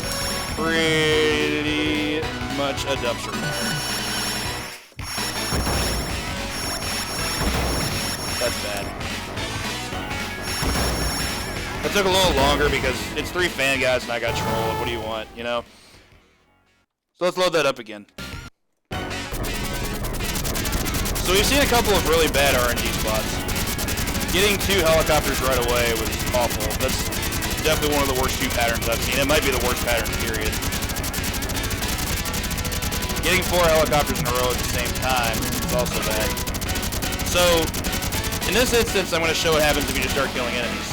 Like, I could just do the exact opposite of what I was doing and just killing these dudes left and right. Game programming puts more enemies here. It's not what you want. Now granted, this would be fine because I can just go to the top pixel and we have no problems. They can't hit me. But that requires this exact setup. As soon as a foot soldier comes in, problems. See, like that guy can actually hit me. Bomb helicopters are also not to be messed with. These things are super gross. And I almost got a double kill there. That would be sweet. These guys are your worst nightmare in this stage. Do everything you can to make sure they don't happen. Like I said, I'm going to start killing these guys because we're not on cycle.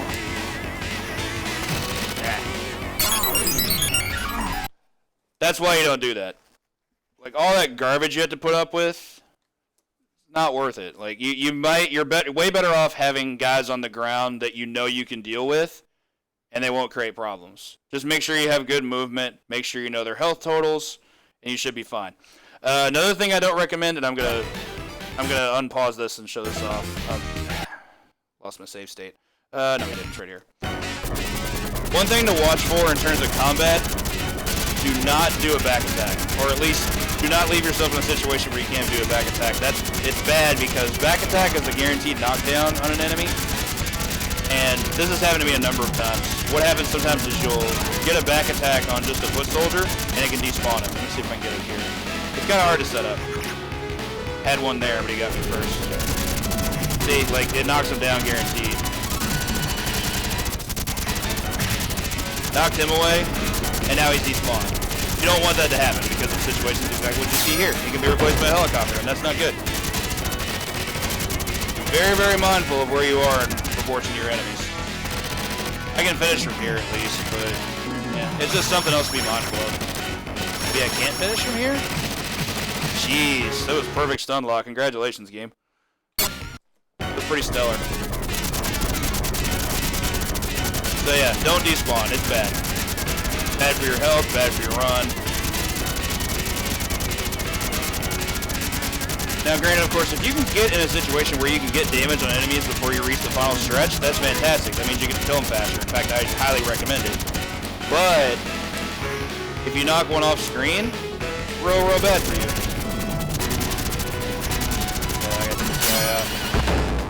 Also, if you're trying to kill these helicopters, I recommend the delayed falling special like so. Immediately followed by another special that will be active as soon as I come out of hit stun. Takes some practice, I think, but it's not too hard.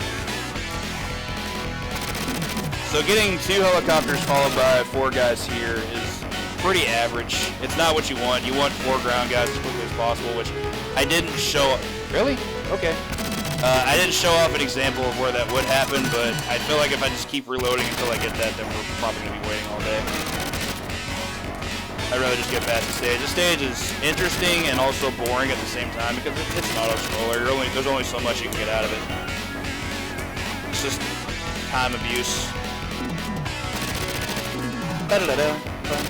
Music bangs though, so there's that.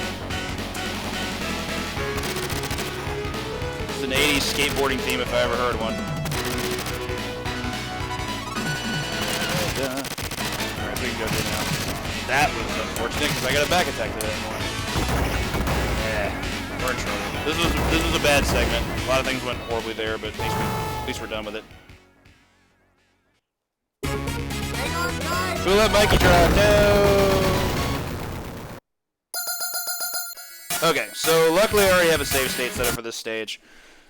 I'm trying to think of how to explain this stage.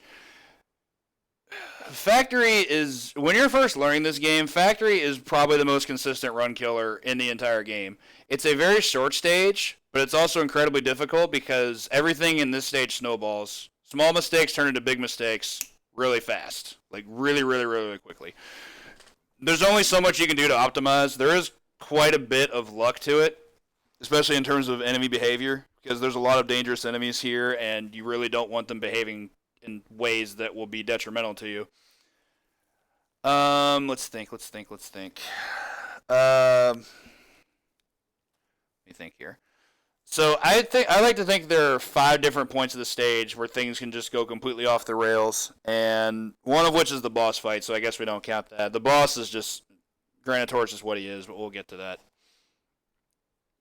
In short, this stage sucks, but I'm going to do my best to help everybody make it suck less. We're going to save that. What I do first is walk directly forward, try to kill those guys. That was actually really good. That wasn't even perfect, but it was still really good. Start off, move right. I try to make sure I get in a basic hit first so I can use it as a buffer. Okay. Now, there was a time when I didn't do that, and once it gets posted to YouTube, if you watch my run from SGL this past weekend, you can see a perfect example of how that part can just completely go off the rails. I think I took 7 damage from this segment alone. This plus a fan guy after that, and that it completely killed the run for me. I was able to get to the point where I needed to have health, and I just didn't. I just got destroyed.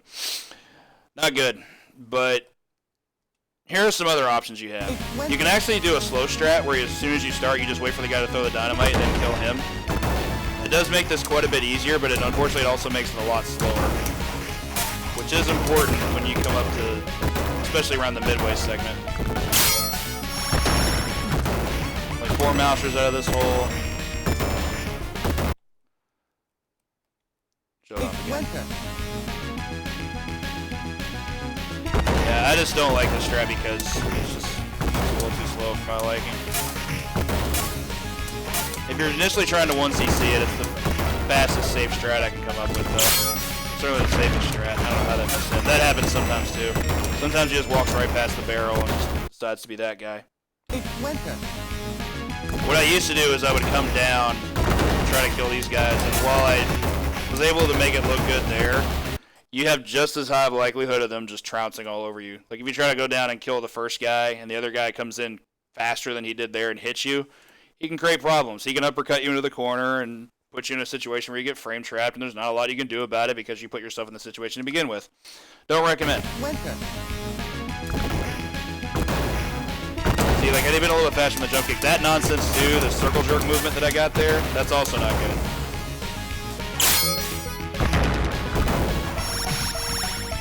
Part number 2 where things can go wrong. Actually, no, this is still part of part number 1. The only thing you really have to watch out for, I think, is the, I guess just, man, I manipulate that by going to the top pixel, slightly moving down to hit it. Because that manipulates them to come after you. If you just come in straight, going to the right, that manipulation may not work properly and you still have to deal with that guy. Better to not have that happen, if you can help it.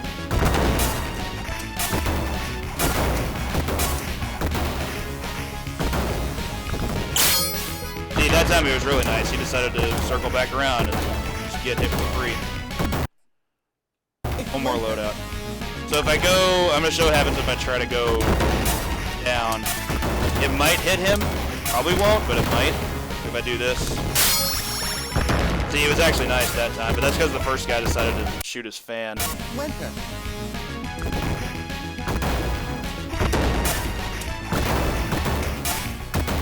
we go. Nice again.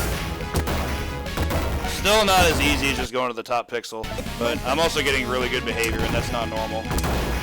I can't show off anything if I get good behavior. I have to show off the worst possible scenarios. This is insane! I'm doing like the worst movement possible, and they're just letting me have it. They must know people are watching. Yes, false sense of security, do them in. Definitely recommended to not get hit by mousers there. I'll just let that happen. Just do that every time. Going from the top, moving to the right. So I'm doing this one more so I can create a safe state for the platform. The platform is very important. That's part number 2 where this run can just completely get egged.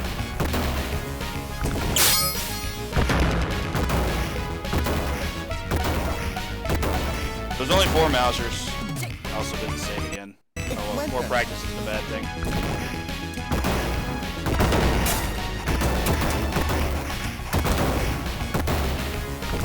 Man. That was just good manip. Okay, so where are my states at? I've got G, let's go H. Okay, so for the platform, we're gonna reintroduce ourselves to Magic Pixel. This Magic Pixel is a lot more important than the one in the sewer. Granted, you need that one as well, of course. But the enemies you're dealing with aren't nearly as difficult. Like, knife guys and sledgehammer guys are what they are, but here you have spear guys to deal with, and then you also have hey, Tinu, thank you so much for the good luck. You also have gun soldiers, both of which are a huge problem, especially at range.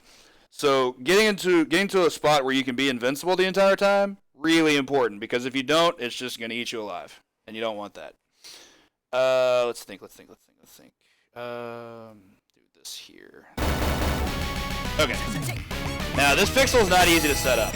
Got it first try there, but I've had practice. Since I got it first try, I'll show what it's supposed to look like. I'm just going to let these guys come up here. It's going to drain time. Safety is more important here. You can still lose a lot of time here. You can throw guys from the bottom of the platform, too, which is nice. Okay, so that wasn't bad. Do a quick breeze through of this before we go. This part's also important. I need to discuss it because things like that can happen, and that's really bad. That was awful, and I hope I get better examples, but that segment's also ridiculously random. Not even going to the module yet. We'll just start back over. Again, can't stress the importance of how important it is to be able to get pixel, because especially right there, don't hang off too far to the left because they can actually hit you from off stage.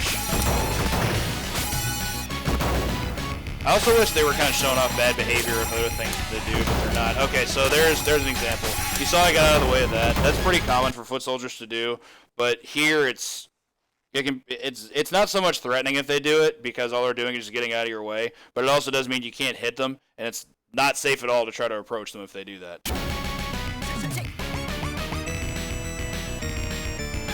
Oh, that there. Also important. Saw that guy jump from the left. When he does that, he can land on your pixel. He has to be your top priority there. If he lands on your pixel, he's going to be able to hit you, and he has to die immediately. So either jump, either special, throw, whatever you have to do, get him the hell out of your way. You do not want him there. It's not good. He is going to ruin your Christmas.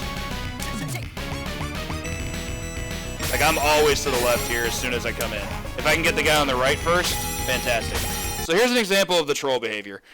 If you do any attack, they have the option of just moving to the top pixel and just staying out of your way. What they're trying to do now is what they're programmed to do is try to move around you to flank you, but they don't have any room to move that. The game doesn't realize that. They're just going to try to keep walking in the same place, trying to get around you and just get stuck. That's their fault. I'm going to take advantage of that by just not interacting with them. Kill this guy, and I'll kill whatever they throw at me. I have tried doing despawn strats here, but unfortunately no such luck. They eventually come after you. They're just like, oh, I want to play too. And, just do what you gotta do. That was reasonable enough. These guys out. This part still warrants its own discussion, and I'm gonna get to that. Ugh, I had too many foot soldiers here. Don't ever let that happen, what I just did there. I was just trying to see how far the limits would go. Also, Bug-Eyed Donatello makes his return. Oof. See what happens when you get good at that? You get it first try most of the time. But I've definitely lost runs where I didn't get it first try. I don't really have too many suggestions for a safe strat there, unfortunately. Because as soon as you spawn the platform, that's when the enemies come in. You can't get to the platform before enemies are going to try and come after you. The game doesn't really give you any quarter there. That's good enough. So I'm going to save another, again, actually, well, just save properly. This part's hard. Like, really, really, really hard. You have a mix of, you can just ignore the purple guys until you get to the module. You have a reasonably bad mix of boomerang soldiers who are more trolly than threatening, but then you have the fan guys who are both, and they have really good movement, they will get out of your way, and they can whiff punish you really, really quickly. So, something else to be mindful of. I'm going to go ahead and drop that there. So what I tend to do after killing those two guys is come in, kill him if he doesn't do like this. Man, that was an elongated circle. Don't want that to happen. That was really good. Getting a double kill on those guys is about as good as it gets, really. So that was reasonable. The module gets its own segment, because that's also important. I've definitely lost runs to that as well. All I can recommend through there is just go with that movement as best you can. Go to the top as soon as you get past them, because what they'll do is they'll try to walk towards you and they'll get stuck behind the barrel, and then you don't have to worry about them again. It's a free despawn. Pretty good. Woohoo! That triple kill was sick.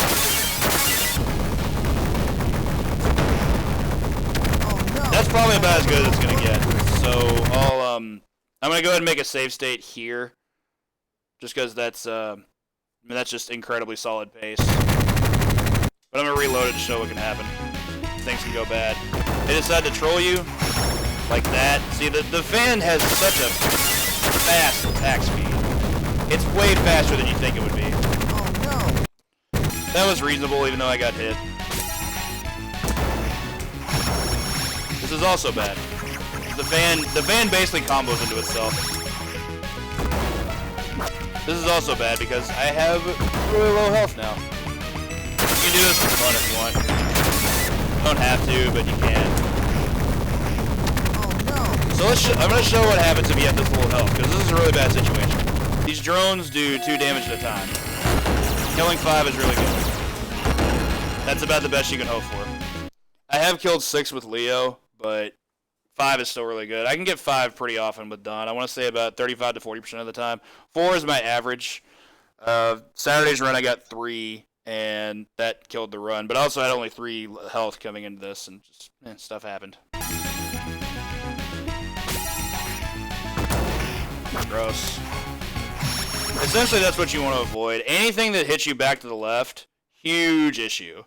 That can be an uppercut. That can be the fan coming out quickly. it's just one of those things where you really have to gauge your space. But unfortunately, even if you have perfect spacing, they can still get out of the way. It's really scary.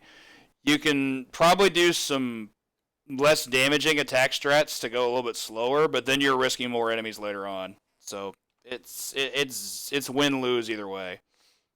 Or, well, I should say lose-lose, but it's every situation you run into is all pros and cons. Like, I could do something like this. Pretty decent, but I still don't trust it. Anyway, let's go ahead and spawn this. Again, 4 is my most common, like right there. I don't know if there's necessarily a perfect place you can line up for that.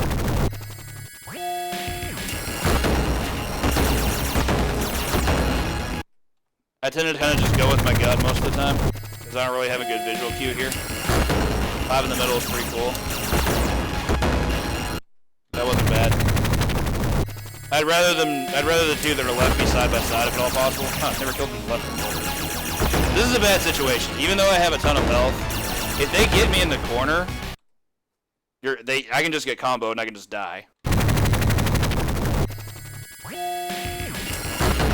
Just to show how bad this can be. Don't let this happen to you. They could have just as easily swarmed me just even faster than what they did. I can't really recommend anything there except kill as many as you can right away, and then kill the rest as fast as you can. And special is your best tool there. Nothing else will kill them that quickly. Doing sideways jump kick is awful. First time that's ever worked for me. Oh wow, that was actually really good. That's so weird. I feel like I've seen that do way less damage. Oh, maybe it was just the dive kick. Yeah, dive kick is certainly trash. Don't do that. Never seen this be good though, but we may have found use for this move.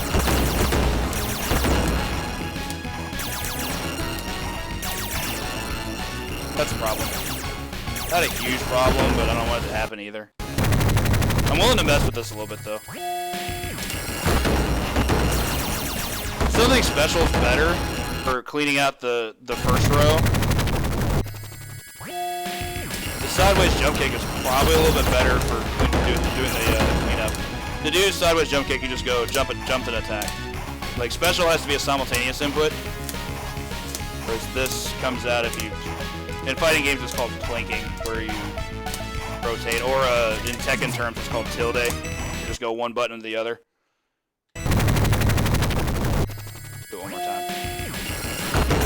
That's cool. This is honestly fine, though. I don't mind having this much health. This is the part where it can suck, though. If that guy just decides to stay off screen, kind of gross. This part's easy. I'm not going to make its own save state. Make sure you spawn the Rodneys. There we go. Shouldn't take that long, and I'll show another example where things go better. I recommend killing them all before you move. Once you've killed them all, just go to the bottom pixel. When you see the laser come down, time your jumps with it to avoid it. Because if you're not careful, sometimes it can tag you, and you don't want that. Load it up again.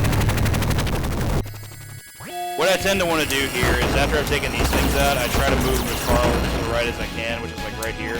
Take these guys out quickly. They'll spawn. This.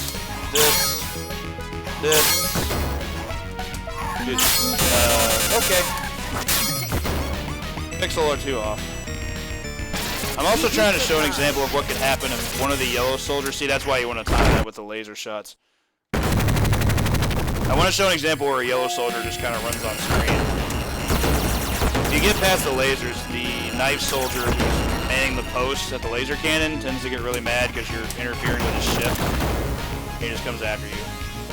That's a constant. Like, you just have to deal with him. Luckily, there's only one of them, and he's really easy to deal with. I don't think there's any way to manipulate getting the yellow guy to come in or not. See, miss a jump. I don't want that. Easy peasy. I think, was it Tuesday? Tuesday I was doing runs, and I had 3 yellow guys spawning from the left, and they all ran in. Wasn't good. Not common. I mean, I've done thousands of runs of this game by now, and that was, that's the first time I've ever seen that happen. 2 I've seen a number of times. 1 is 1 is expected. Like, almost always expect to see 1 show up. 3 was just something of an anomaly. Like, I feel like I've had nightmares about this, that kind of thing. Also, sometimes you'll get 3 in it, 3 Rodneys here instead of 4. Treat it the same. Okay, here we got 1. Sometimes you can despawn this guy. If he just decides to stop and throw his boomerang, and you just keep walking, you'll just despawn it. Did those for practice reasons. I don't think there's really anything else to talk about there, so I'll just get to talking about Granitor here in a second. There's not a whole lot to talk about with that boss fight. Mostly about how awful it is. I don't think the fight's terribly hard. He just, if you're trying to go for like actual speedrun strats, he eats a lot of time up. That was a neat cross up. No! Pizza time! This guy's actually gonna spawn himself. Okay, that's good enough. Where is it? Now we'll just do this. Okay, so Granitor sucks. A lot. Like a whole lot. He's not very difficult. In fact, I think his difficulty is completely overstated. He's just really, really annoying because it's a fight. It's the first of 3 fights where you have to employ a strat called kiting. I used to call it handcuffing because I'm just like luring the guy to me by locking ourselves together with handcuffs. But kiting is a more appropriate term because what you're trying to do is you're trying to incite him to chase you, as in like you're holding a kite string to have it go with you. It's pretty awful. I want to say there's probably a strat that works if you... Actually, I'm going to reload from the previous state and do this, because I want to start this from when he first spawns. That's not good. I lost the save state there. Alright, let me run through this real quick. This won't take but a moment. In fact, that triple kill was solid, so we're actually in there. No! Oh no! That overgrown corn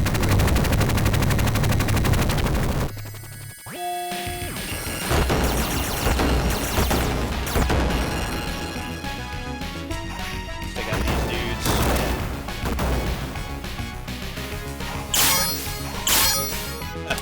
Thought I despawned one. You can actually despawn guys here. It's not common, but there's no. It just sometimes it just happens. Sure thing, Stormcrow. Hope your shift went well and be safe on your voyage home. Have a good one. So I'm gonna save this here, I think. Yeah, let's put it there. Okay, so nobody ran in. That's good. Now I'll be able to show off what I hope is a more substantial Granitor fight. So Granitor is a weird fight in that you can actually do this horizontal chase strat, which isn't too bad. The problem with it is that it's really hard to set up. In fact, I think it's better to try to set up on the bottom, like so. Flamethrower is also really bad. Don't get hit by it. He anti-airs like a champion. Don't ever try and like dive past him like I just did there. I'm just gonna finish up the fight just to show how things can look. Didn't show off why Flamethrower could be that much worse. If I can hit one more time, I'm dead. So at this point, I'm just gonna see if I can just get the dupe. So you saw there a couple of examples of why you can be such a troll. Things like just standing there and doing nothing. He's very, very good at that, and it's a big part of why fighting him sucks so much. If he's doing that, and he's just, retaining his post, playing tower defense, you can't approach him, because you can't attack him faster than he can attack you, in a large majority of instances. I haven't found anything consistent where I can hit him first, so I try to let him come to me. It's pretty gnarly. He also can stall for time by doing the stomp taunt, which if he stomps, you can walk up to him and hit him, so it's a free hit. But the biggest issue is the fact that he delays so much time getting up to that point. It's not good. It's not what you want. Let me reload this. That got stuck behind the barrel, I hope. Okay. So I tried the horizontal strat, which I'm going to try on Tragg, but I don't recommend it here. For optimal safety, what I recommend is kiting top to bottom. Donatello has a very good vertical hitbox with his bow staff, so I recommend just having him move completely up or down to chase you, and then just tag him. It that's a free hit.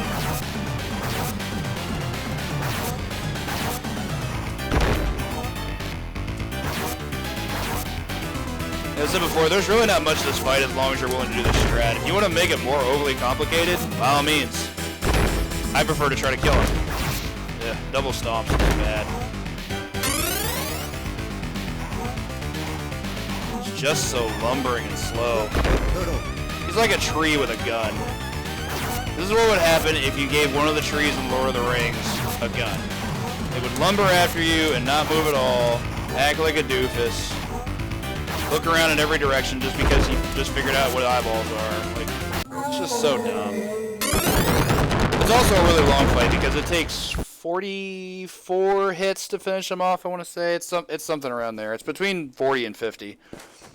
Another thing to keep in mind, no matter what you hit him with, it does the same amount of damage.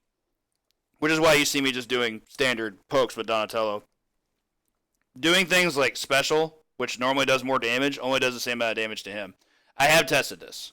It took me the same amount of hits to do all specials rather than it did just doing normal basic attacks. And it's not recommended because doing specials against him is incredibly risky. Because even if you connect, he, I think in every single situation, will be able to hit you right after. So I could do something like see me go for it there and I just missed it. See, like you just can't get out of that. See, did that again, got a trade.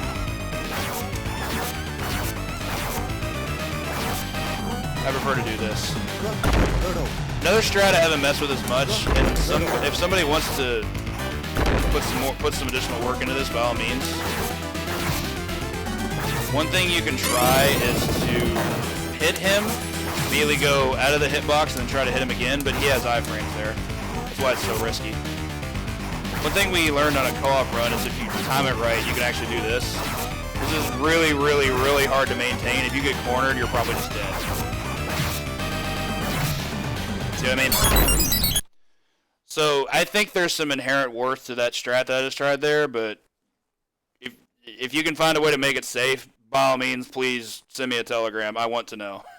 These are the kind of things I want to know about for this game. If I can make that fight faster, I'm in there. In fact, I'm even willing to put a bounty on it. I'm out undetermined. Yeah, for safety, this is what I utilize. The horizontal strat that I'm using here is actually very good, but it does carry an inherent risk. If he gets too close to you, you have to go back around him. It can cause some problems. Plus, his gun just has an insane amount of range. Oh, I'm going to show off why flamethrower sucks. If he flamethrowers you, if you press any button, actually, well, it might not happen if you press attack, but if you try to jump after you get tagged by a flamethrower and get put in a restand position like I was, he gets to flamethrower you again for free. You can't get away from that. Don't ever let yourself get caught on that. If you get hit with flamethrower, just move. Like, don't try to hit him, don't try to jump, just move up or down in whatever direction you need to go to make sure that he's not going to be able to touch you again. Highly recommended. I don't know if there's really anything else I can go over with this guy. Granitor just kind of sucks. For first time 1ccers, it's certainly recommended to just go as safe as possible. Time your attacks to where they're going to line up with him. You do have an advantage here because Donatello has really good priority with his attack, especially from a vertical position. So as long as you're timing it out and spacing it right, you are going to be able to hit him first. That's really strong.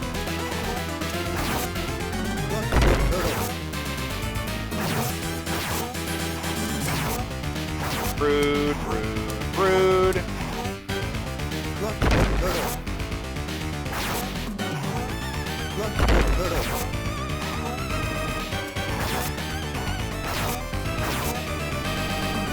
This is actually decent compared to most of my Granitor fights. He did a minimum of stomping. I think he only got in 2 stomps there. But we'll go ahead and move on from there. As mentioned, there's really not a lot to discuss with that fight. It's just very slow and lumbering and stupid. Kind of like him. There it is. Alright, save state time. So, I firmly believe that the factory is initially one of the more important stages to learn because of how difficult it is. The Technodrome is inherently more difficult, but I think it's a much more interesting stage just because there are some really cool strats you can use in certain areas. But it's similar to the factory. It can also snowball. I think it may even snowball even harder. Plus, you have 3 boss fights at the end, which all have wildly different strategies. Well, Tragg and Krang are like kind of similar, but Shredder is just completely off the page from those two. So how I start is go down here, kill these 2 guys. If you can group them together, great. I usually do. Sometimes the game just acts like itself. Move forward, and this is important. Do not move so far forward that you spawn the laser cannon, because that's just a problem you don't need. So if you go to like, use this line here as your visual cue, the one that Donatello is standing on, this diagonal line, right there. Use that as your visual cue. When you're scrolling on the screen, just don't cross that line. Make sure you kill these guys on the left side. It's optimal for screen scrolling. It's optimal for enemy spawning. It's just a good habit to have. It's just make sure that you don't spawn this laser cannon on the right. I've done it by mistake in the past and still succeeded. Still don't recommend it because it's really hard. And there's a much safer strat of getting around it. Let's go ahead and load this back. Guess at that time. Okay. So here you want to spawn these 4 sword soldiers. Kill them whatever manner you need to. Move to the very top pixel. Nothing should bother you, but you do want to make sure you get that pole vault over the laser beam there. You can do that any number of ways. You can dive kick if you have the timing. Dive kick's a little harder to time properly with that. I tend to go for this. It still has really good evasive properties of getting over it, and that was actually pretty optimal. But the most dangerous segment is the section with the laser beam. It's fine. Less fine. Move up. The reason I say that is just because there's just so many horrible enemies here that you just don't want to have to deal with. You can group them together like I'm doing here. More power to you. I tend to try to go for that, but it doesn't always work out. I'm going to do one more run there. As mentioned, just try to follow this as best as possible. Hey, what's up, crab cakes? Very top. Thanks for the good luck. Just make sure you're being mindful of where these cats are. Sometimes you need to move down. If you had to get hit, try your best to get moved to the right. Don't get moved to the left because the laser beam creates problems that can kill you very, very quickly. Show an example of what can happen if that does go poorly. Hi, frames.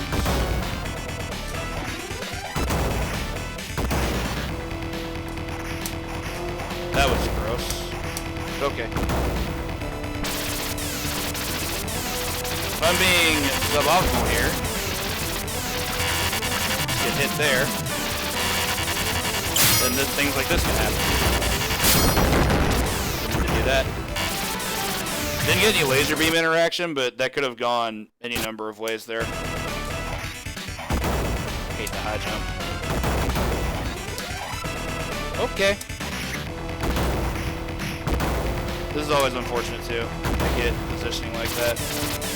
I'm willing to go forward with this much health though. Let's show some more safety for the last second. See, that would be really bad. If he were off to the left a little bit, or a little further left than he had been, if he's been knocked to the beam. That was bad. See how they double evaded there? I was like, either one of them could have come in, and they still just both got out of the way. I don't want to have that. Well, actually, I could probably do it with this little health. It's going to be really risky, but let's see what I can do.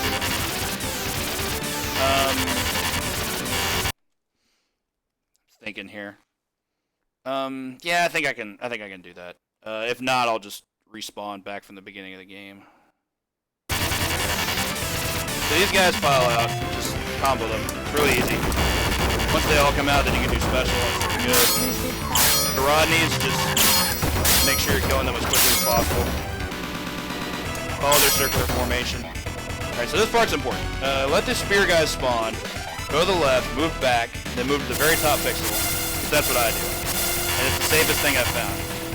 And then that's just the route that I take. I go down, then slightly back up, and then work my way down. And I never stop holding right.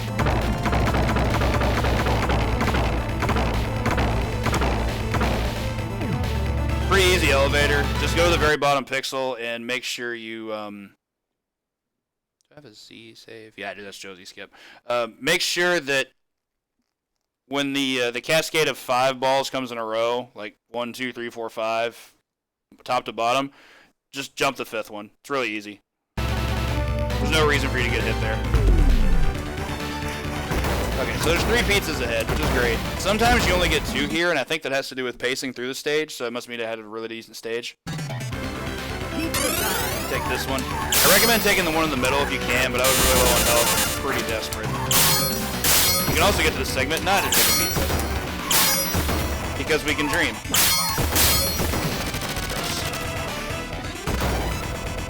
These guys are going to cause the most problems because that's what they do.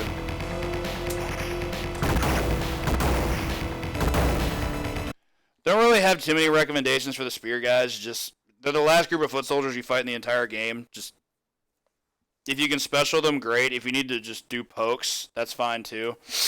But yeah, just go about it the best you can. If you want to try and spawn less of them, you can try that. But I think they spawn as at least 3 initially.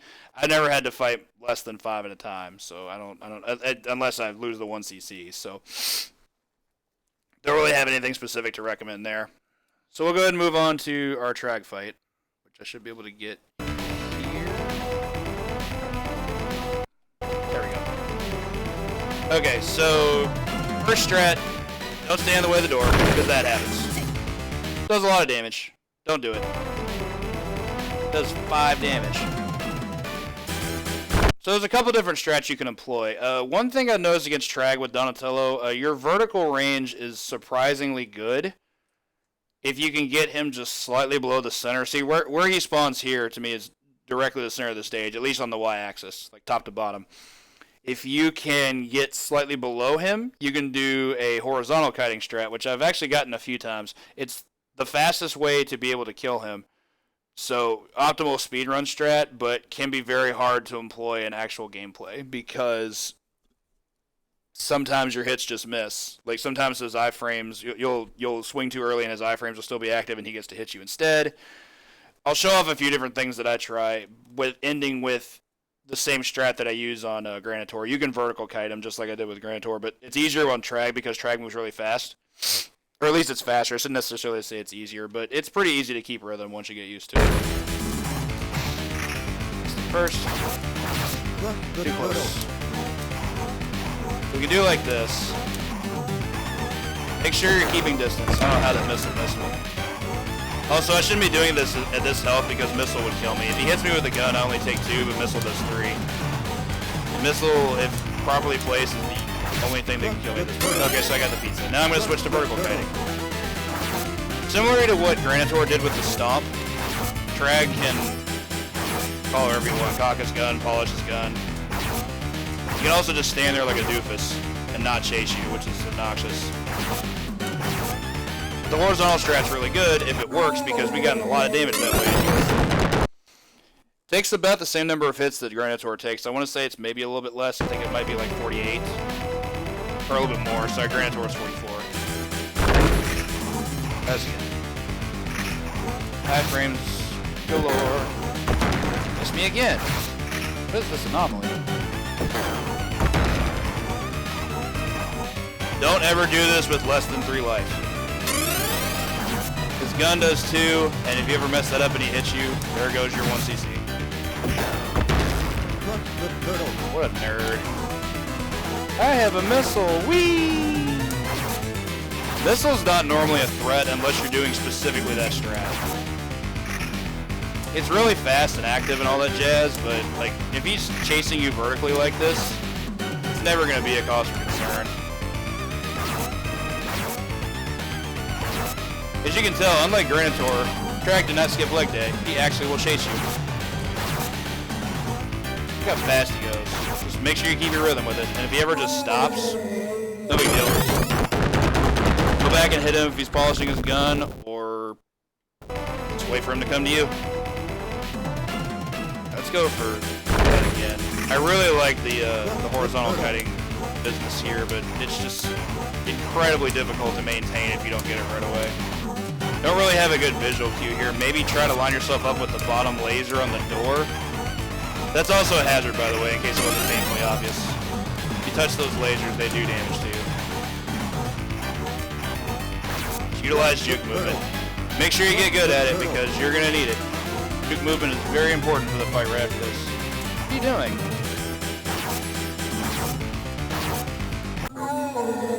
Yeah, that was actually very good. This is probably one of the better boss fights you're going to have against him. Because, you know, to make sure you can do kite stratting properly, you have to actually take damage. So I do have a Krang fight saved, but I'm going to save over it. Because I don't know if it's 1cc and this definitely is. So first thing I recommend for Krang, go to the very top pixel. And then time it to where you're actually going to hit him. I don't actually have an audio cue or a visual cue for this specifically, I will warn. Just something to learn. You can be a little bit late on the input. Don't be too late, and definitely don't be too early. So after he does his little, you know, I'm invincible quote, he's going to spawn his hitbox. We're going to hit him. We're going to make him chase us horizontally, similar to what we were doing with Tragg, except this is a lot more consistent, because unlike the Stone Warriors who can just stand still and do nothing, Krang is always going to chase you. Show off a quick fight first to see if I can get an optimal fight before I discuss like the deeper strat of this. There's not a whole lot of depth of fighting Krang outside of possibly trying to do a cross-up jump dive kick, like right there. I missed it. Got it the first time, missed it the second time. You don't need to be able to get that. Missing it is a 0. Like, it's just completely neutral. Getting hit out of it with like a kick or the laser is a -1, because that's really, really bad for you. Hitting him is a +1. So if you miss, no big deal. You get hit, that's really bad, because anything Krang hits you with does 3 damage and it causes knockdown. So he's probably in a setup situation where he can do whatever he wants to you. So that I'll be honest, that was really, really good. Missing the one dive kick was all that I think all that I really missed there. Let me load that back up. As mentioned, this is where you want to get good at juke movement. After you hit, hold left, or hold the opposite direction, because you will be going to the right as well. But to start, just go left, and then when you time it to where he's going to come out of his hit stun, lose his iframes, just go right, hit him again. It's purely rhythmic, and it's really easy once you've done it a number of times. Personally, I think this is one of the easiest fights in the game after like Baxter, but it does take some, it takes a little bit of finesse, and even more importantly, it's just one of those things you can't screw up. It's hard to screw up because of how consistent it is. But if he hits you, it's painful. He does a lot of damage. Also, similar to Stone Warriors, if you do jump slash or special, whatever you want to call it, it does the same damage as if you were just hitting him normally. So there's no reason to do it. Just be safe, be consistent, and be well. Let's do one more. I'll explain a bit more about the cross-up dive kick. So this is something that you kind of have to set up, and it's kind of tough. You don't need to do it, but it's something I do because I've practiced it a number of times. What you want to do is when you're ready to move to the other side, you can move down a hair pixel, probably a full character length. Let him come to you, and as he's approaching, go for a dive kick that's going to hit him as he's coming down to approach you, like so. That is really dangerous, I'm not going to lie, but with practice, you can hit it every single time. You just get better DPS out of it. If you don't want to do that, you have the option of just moving and letting nothing bother you. The other option is, load it back up. You can just walk away from it.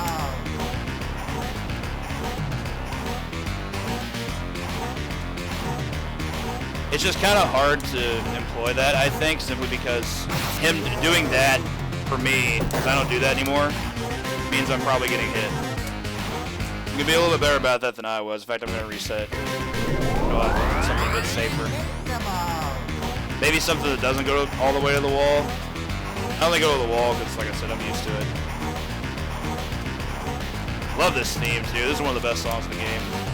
What am I doing? I'm trying to show safe strats. It's not safe at all. Sorry, muscle memory.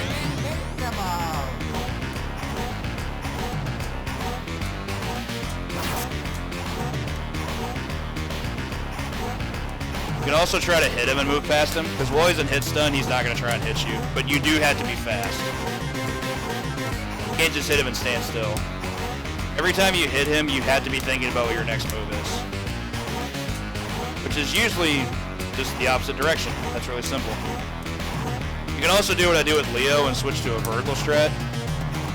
For some people this might be easier. I personally don't think it is, because Krang's vertical hitbox is really weird. He can sometimes have more priority going vertically than he can go horizontally. Plus Donatello just has insanely good horizontal range. See, like, I don't know what he hit me with, but it definitely hit me. I'm not comfortable with that. But for some people, they might prefer to do this. Just another strat you can do. It's still kiting, it's just a different form of kiting. Load that up one more time. Try and show off some more safer stuff, if I can. If I can get this past my muscle memory at least.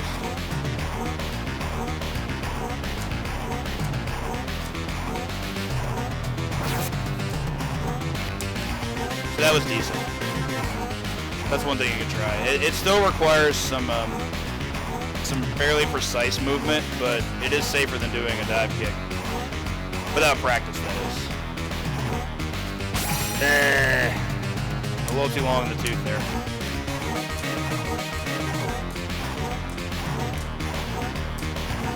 I did not do additional damage to him, I just did it for swag points. But I'm going to reload because I took a hit. He touches you, life is very bad.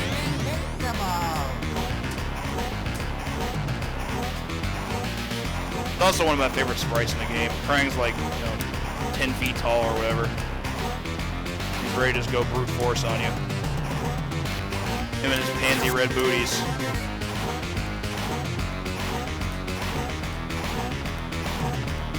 God, in hindsight, this droid, whatever you want to call it, so ridiculous looking.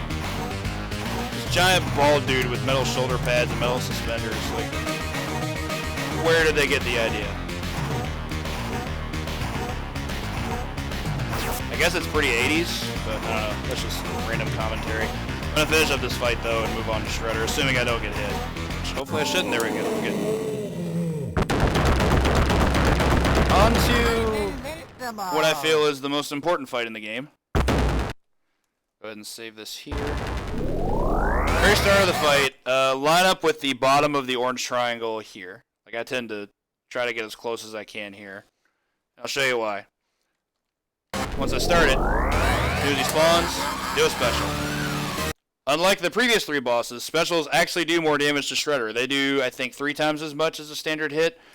The downside of them being they're incredibly unsafe. So once you've done that, go to the bottom left corner. From here, the fight becomes something of a coin flip. To this day, I still have not been able to determine if there's a way to find out if one Shredder is fake and which one's real, or determine which one is fake as opposed to the real one. On the NES, there is a visual cue in that the real Shredder walks slower, so you just go after him always and just ignore the other guy. Here, I haven't been able to determine anything like that. Their movement speed is so quick that I haven't been able to find anything specifically from that, so I kind of just play with what the game gives me. There's a number of different ways you can go about this fight. There are 2 different strats in particular that I have to set myself up for based on how the fight goes. If I expose the fake one first, the fight immediately becomes a lot easier, and you're probably going to get the 1cc as long as you remain safe through the fight. If you have to fight the real one first, you're in for a much harder fight, but it's also going to be faster. Like, my fastest possible fight that I've had involved fighting the real one before killing the fake one. So for speed, you probably want to wait for that, but it's also just really hard and a lot of risk involved. So here's what I do. First of all, I get hit, clearly. I don't want that to happen. This is already going off the rails. I'm actually going to reload that. Oh, wrong one. This one. This guy down here. So this is the unsafe strat. Because if you miss special, he can possibly duck and be able to hit you. Okay, so this is the real one, because the helmet will be exposed after 4 hits. So this is what happens if you get the real one. This is the hard fight. The reason you want the fake one exposed is because if you don't expose the fake one right away, then he's going to stand behind you and keep shooting this beam, and that makes the fight really hard because then both shredders have the option of doing beam, and you're basically just doing mental gymnastics the whole time. Now this is doable. You can just keep comboing them like I'm doing here, which is the strat I always go with. 3 hits always causes knockback, doesn't matter what the 3 hits are. Special does more damage, as mentioned. Really, this is just about dodging the beam and making sure you play around his defense. Defense is really, really good. That crouch is always a problem if you can do it, especially if he ducks a special.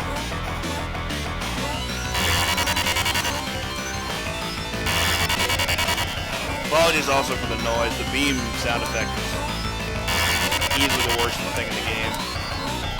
Okay, so we got him exposed. So this is, like I said, this was the difficult fight, or at least an example of it.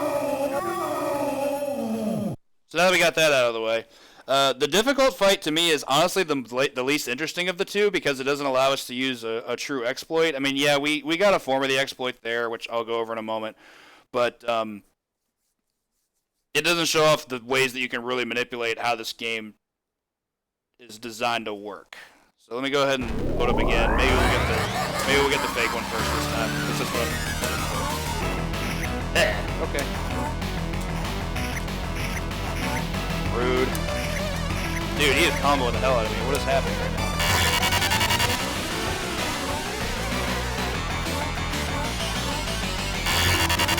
Okay, so we got the fake one. Here's where the exploit comes in. However you do it, what you want to do is make sure that you get the fake one to get his back to the wall, because what they're trying to do is similarly to what you saw on the platform back in the factory with the spear soldiers, is that they're trying to flank you. So what the fake one's going to do is he's going to push his back to the wall, and he's trying to get around you to where he can fight you from the other side, but he's never going to get to do that. This is advantageous for us because 1, he's never going to approach us, and 2, when the helmet falls off, he no longer has access to beam. So you basically turn into a 1v1 fight. That's why I think it's by far the more interesting of the two fights. So, now I had to be safe because I only have 1 health. Here it just becomes about just actually fighting him, make sure you can outrange him.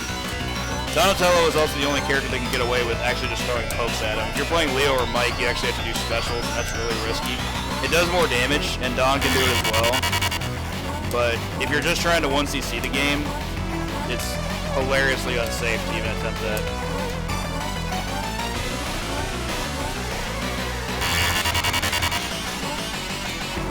Downside of not going for specials, Shredder has a lot of health. He has well over 60 health. I want to say it's something like between 70 to 80, like 84 or something like that. It's a ton. At highest rank, I think he has like over 200, but that's like if you haven't taken a death. That's like just the actual highest possible rank.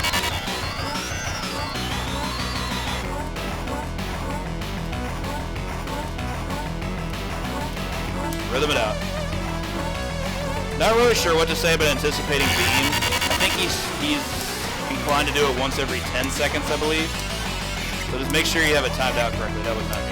1 more hit and I'm actually dead. From anything. Yep. Swung way too early there. That sucked. That was actually really, really solid, except for the fact that it took so much damage, really. I want to at least show off 1 clean, easier fight. Funny that I perfected the hard version and then lost the easy version. Such as video games sometimes. Okay, I think I actually figured something out. I believe that, well, maybe not. I was starting to think that the first enemy that shoots beams at you is the one that's fake. Maybe he's just trying to get out of a system. I don't know. But I also don't think that's entirely accurate because I remember another instance where that may not have been the case.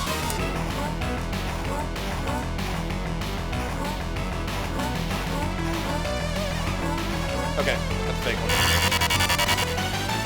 What I tend to do is jump out of the corner at that point and just try to get him in a 1v1. Now, if you have enough health, you can actually play with your attacks a little bit.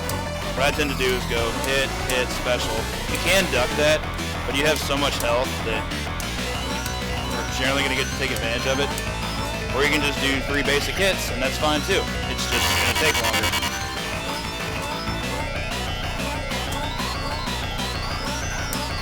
That's really good when you can maintain it. Oh god, that's not good.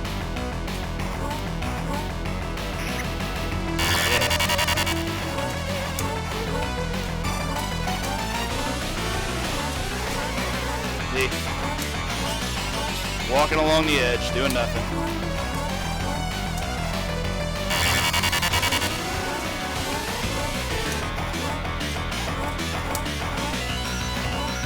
Really good fight. And I think those are the best examples I can give of just actually, hey, what's up, Conster? I think those are the best examples I can give of the different kind of fights you can have with Shredder. It's obviously random because of two things. One, whether or not you get the real or the fake one to confront you first. And two, how he reacts to you, what you're trying to do to him. If he starts doing a lot of counterattacks, you know, crouching and doing anti-airs and stuff like that, or if he just delays his incoming and hits you while you're still in recovery frames, and that's just the kind of, those are just the kind of things he's able to do. Sorry, I had to cross my legs there. Started having that weighted thing on my legs for a bit, but yeah, that's those are the two different fights you can get for Shredder, and again, a lot of it is going to come down to adaptation. Pump this in. And the team name, it's easier.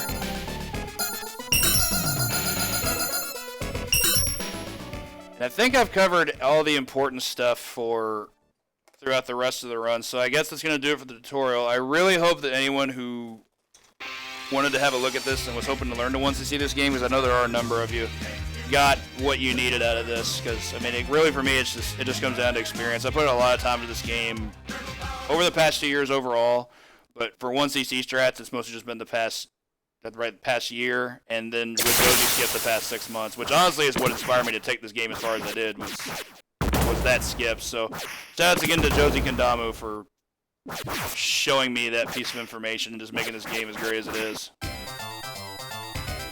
At least got the ball rolling for how great the game is.